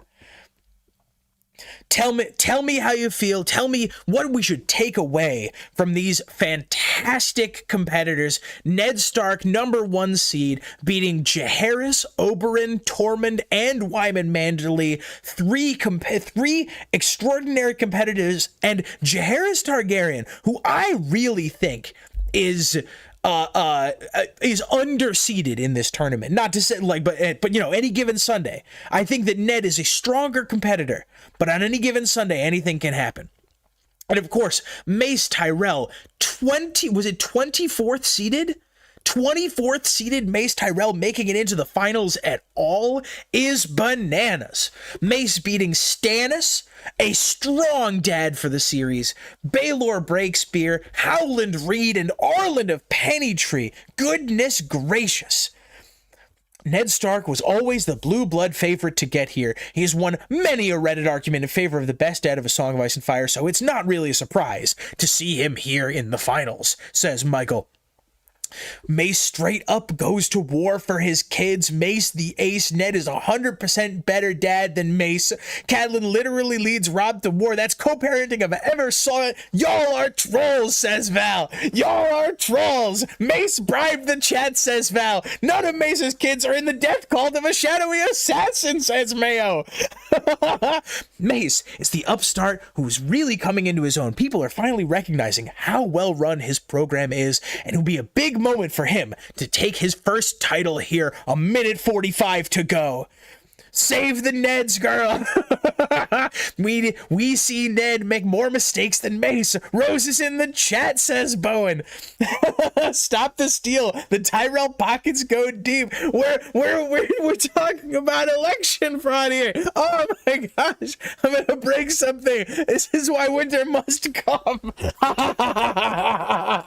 It's a dead heat straight down the middle. Ned saved Jon, supported Arya and Sansa, raised Robb to be a great leader, says Orlan. Mace is only here because he got seeded against lesser parents. Mace versus Tormund. Tormund wins, says Ninja. He gave his kids wild pups to raise on their own. This was a competition of who is better player at the game. If this was a competition of who is a better player of the game, Mace would win. However, this is also a popularity contest, and the North is quite large, as are the hearts of its people.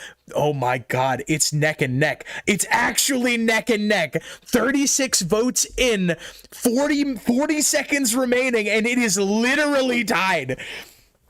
Ned has 1 dead kid in the books, 2 in the show. Mace has 0 in both. Get your votes in. 30 seconds remaining. Mace goes to war for his son and their boyfriends. Ned turns treason at the last second to force Robb to go to war in his stead. You can only beat the dad in front of you. Mace can't be faulted for the road, not the final. Mace can't be faulted for his road to the final, says Michael. 10 seconds remaining. Val is sending in jewels. Val is bribing the chat. 5 seconds remaining. Here we go with 38 votes in. Oh my god, it was neck and neck right up until the last moment. The winner with 53% is Ned Stark, your champion dad. A round of applause in the chat, please. With 53%. Unbelievable. Oh my god, the rose emojis are so sad they're coming in. Unbelievable. Holy crap. Mace probably won't let his kids ignore what's happening in the North either. Whoa, recount, says Julie. That's my dad. That's my dad.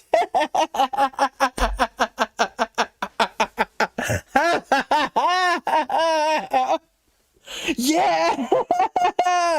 Oh my god, Direwolves in the chat. Mace was overpaid on his contract. Even having just made a video glazing Mace and pointing out what a good dad he is and how well adjusted his kids are, I feel Ned is a deserving winner. Mace is worthy of second place, says Michael. Barbary Dustin will be rolling in her grave, but but thanks to Ned, her brother. Oh my god. Oh man. Oh my god. Oh, the wilting rose emojis. No. With 53% of the vote, your winner and the champion of the Good Dads bracket is Ned Stark. We have, oh, can we get some awoos in chat, please? Oh, sure, for fun. Do we want to play for bronze? Yeah, we can play for bronze for fun. Yeah, sure. Oh man, I need the chat. I'm like lightheaded. I need the chat to be full of applause, dire wolves, and wilting roses. Please give me as many as you can. Oh man, whoa. Oh man. So well, it's got to be like which one? Yeah, like gold, silver is like right here. Bronze is like, what's bronze? What color is bronze? It's bronze like this, I guess. And so champion it's Mace Tyrell in second. And we will play for third. That sounds fun. Yeah.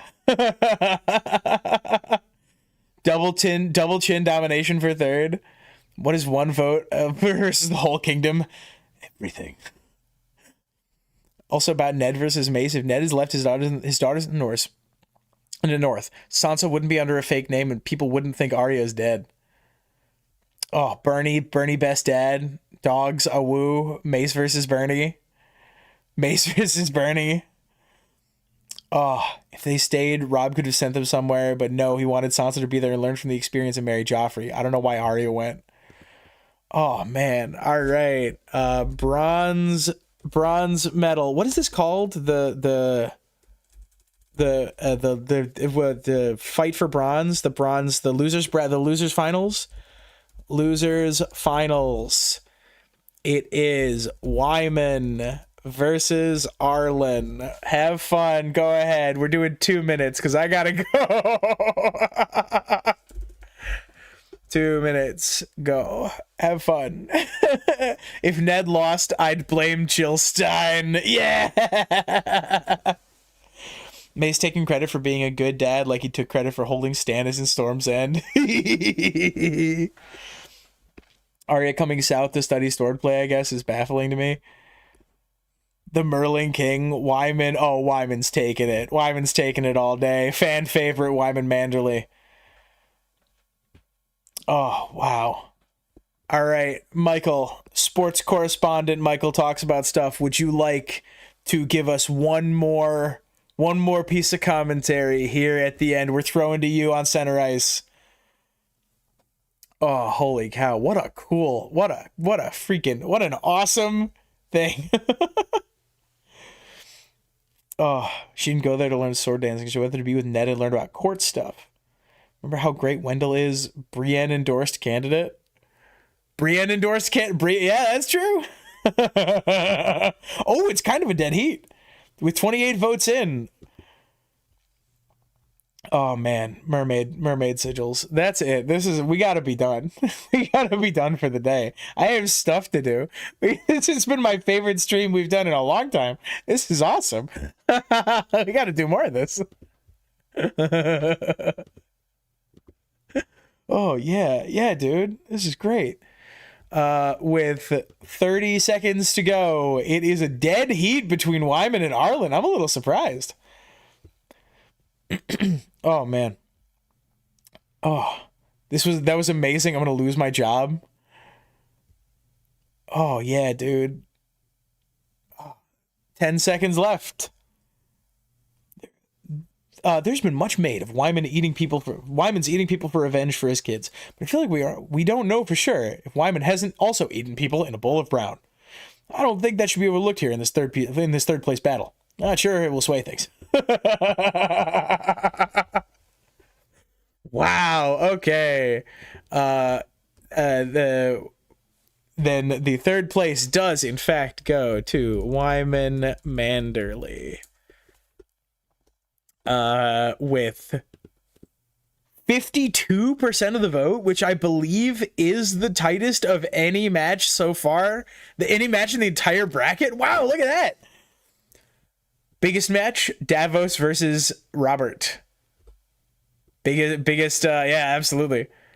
Wow, Ned Stark wins with 53%.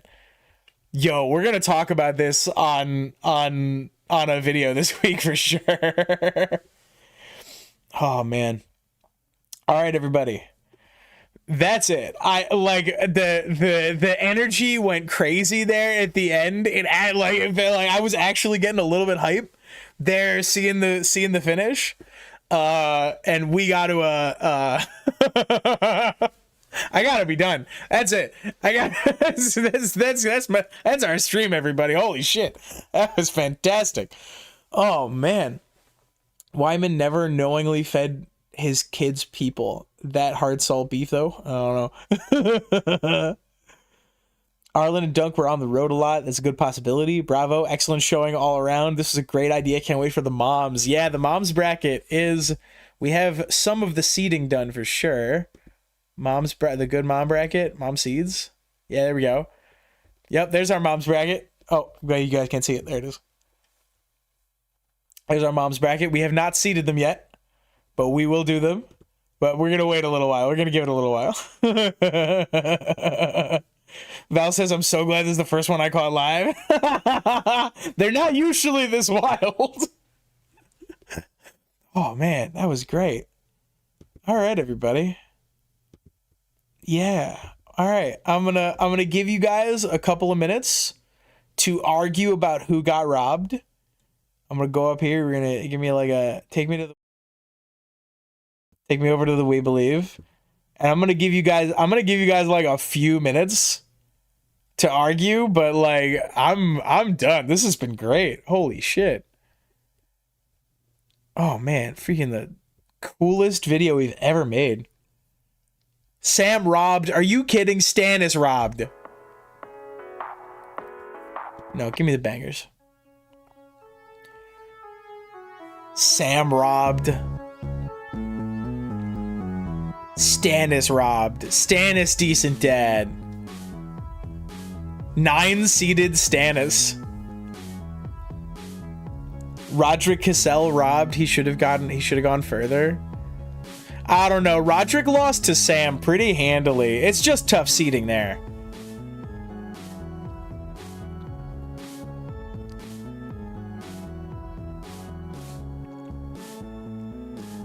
Stannis not robbed. We know what's going to happen. Listen.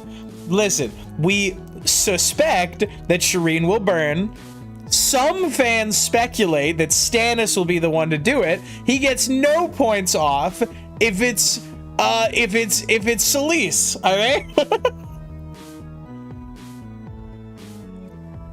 Stannis robbed Stark by you, Tom, right after you put the timer on. You brought up Shireen's burning. No, he was already losing. He was already down like 80-20. Stannis bad dad did good things, but ultimately bad dad. Worst dad bracket coming when? I don't think we're gonna do a worst dad bracket.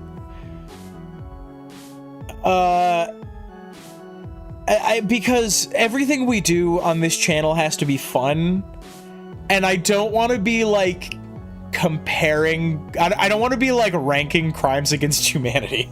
I don't want to do that, right? I don't want to be in a position where we're arguing the intricacies of like Tywin versus Craster, okay? I just don't want that.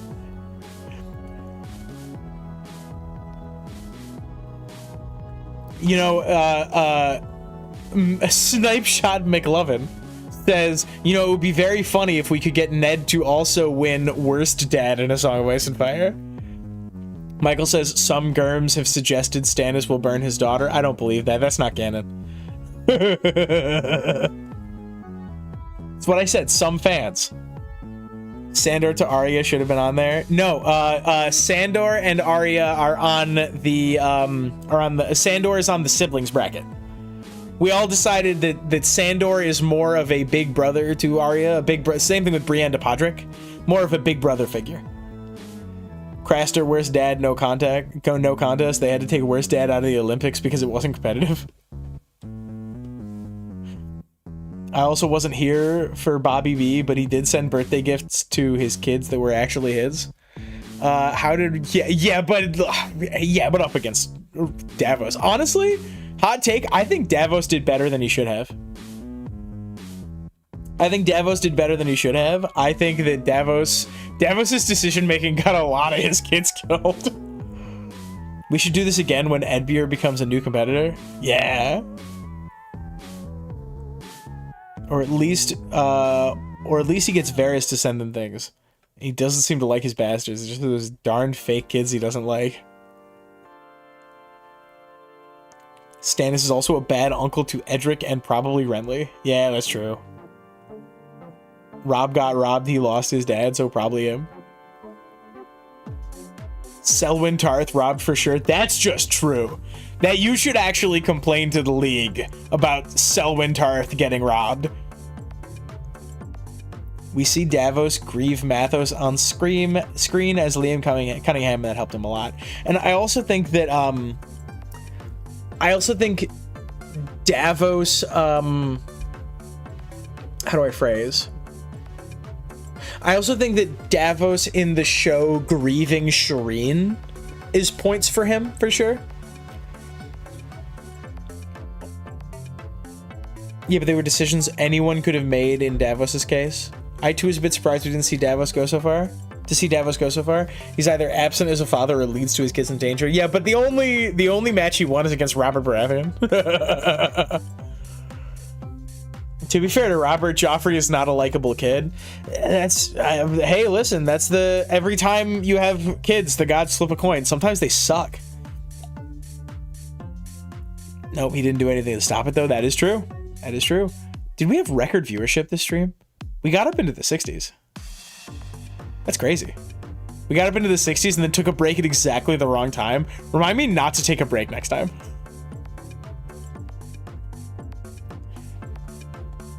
He wanted it and Solis wanted to stop it in the show. Yes, when I was voting Davos, I was absolutely crediting his relationship with Serene and to a lesser extent Patchface. Ooh, okay. 41 likes on this video. If you haven't liked the video, like the video. I might put on things to do next stream. We talked about doing Tom discusses what YouTube likes. Yeah, Bobby B did beat Joff when he killed a pregnant cat. That is extremely true. Oh yeah, and Davos was closer to Shireen than her dad was. Yeah. Bobby B, good cat dad confirmed.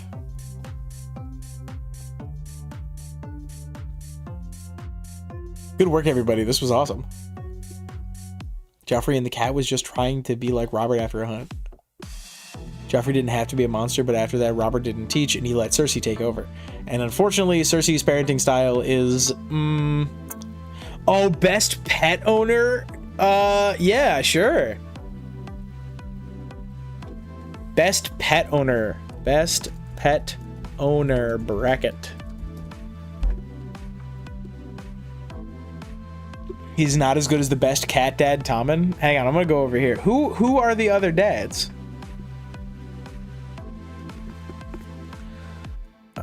Pet parent seeds. So it's like it's Sansa, Arya,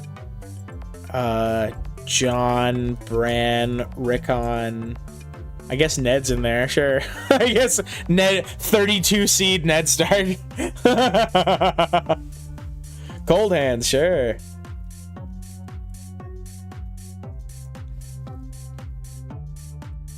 Tommen. Orell, maybe. Harma Dog's Head.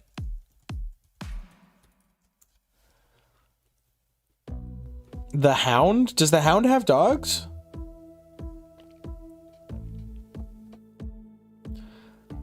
Maester Aemon with his birds. Okay. Aemon, Sam.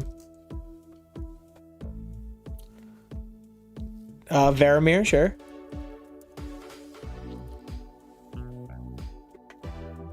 Is God King Bran a better pet owner than Bloodstone Emperor and his tiger? You're gonna give me a stroke.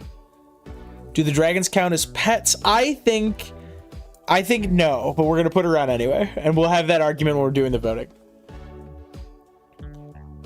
Danny has to be on the list. Gior, yeah.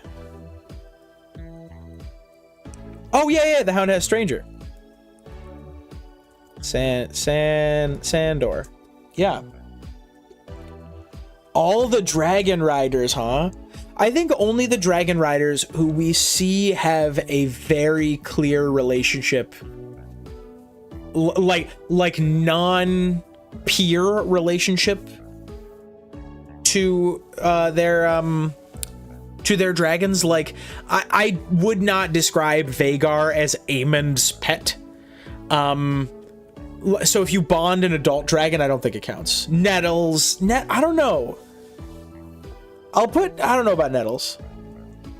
Is Benjen as Mormont's Raven cheating? Yes, I'm sorry. Dunk has 4 horses. 3 horses? A bunch of stuff.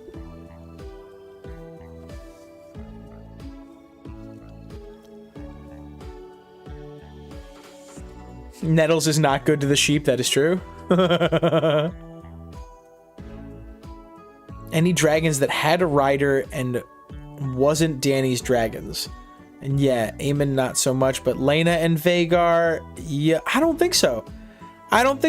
My opinion on the dragons in A Song of Ice and Fire is once they become adults, they are adults and capable of making their own decisions. You are not a pet parent to that person, right? You're not a pet parent any more than like, I don't know, then like, oh my god, like Peter is a pet parent to Brian Griffin in Family Guy. It's just like another guy. Egg with the cat that Arion threw in a well. I don't know if we have enough pet parents for this, guys. Ranking Dragon Bonds should be its own bracket. Yes. Who's the best rider is its own thing. By the way, Vhagar and Laena were bonded was different than others with grown dragons. But the way Vhagar and Laena were bonded was different than others with grown dragons. What makes you say that? Oh, because she bonded so young? Other dragons didn't hesitate to burn people they knew, but Vhagar wanted to not kill Laena. I think all dragons want to not kill their riders. The pet parent bracket should be voted on as if you were a pet, who would you want to be owned by? Ooh, interesting. Stannis and Robert too. See, they don't have the pets. We hear about them having the pets. And we don't see it. How much? Thank you for your patronage. How much for Craster to be the best dad? I'm sorry, we discussed Craster, and he was removed from the bracket for cheating. We determined him to be overqualified. A dragon is not a pet. Yeah, I think that like if you could say that Dany's dragons, because she hatched them, have a period of time where they are pets, but I'm pretty sure that they are, if not out of that now, getting out of that. Thank you for the donation, by the way, Jasper. Putting yourself in the pet shoes will allow us to speculate on hypotheticals rather than rely on what we see in the book. I think that's a fine idea. But then who do we include? Then it's just all the characters. All right, you beautiful people. I'm done. Can I get a bunch of rose emojis as justice for Mace Tyrell? We're not ending the stream until it's full of rose emojis. Dany's are children. The other dragons are treated as pets who destroy. Only including characters who canonically have pets. Oh, so we don't need to worry about Robert Baratheon's relationship to Proudwing. Yep, that's a good plan. Rose emojis. Captain Cage is basically people need. Fanart diet. Rosa is yes. You're all amazing. I'm proud of you all. Don't forget to like the stream. What a cool video. Madness. Absolute madness.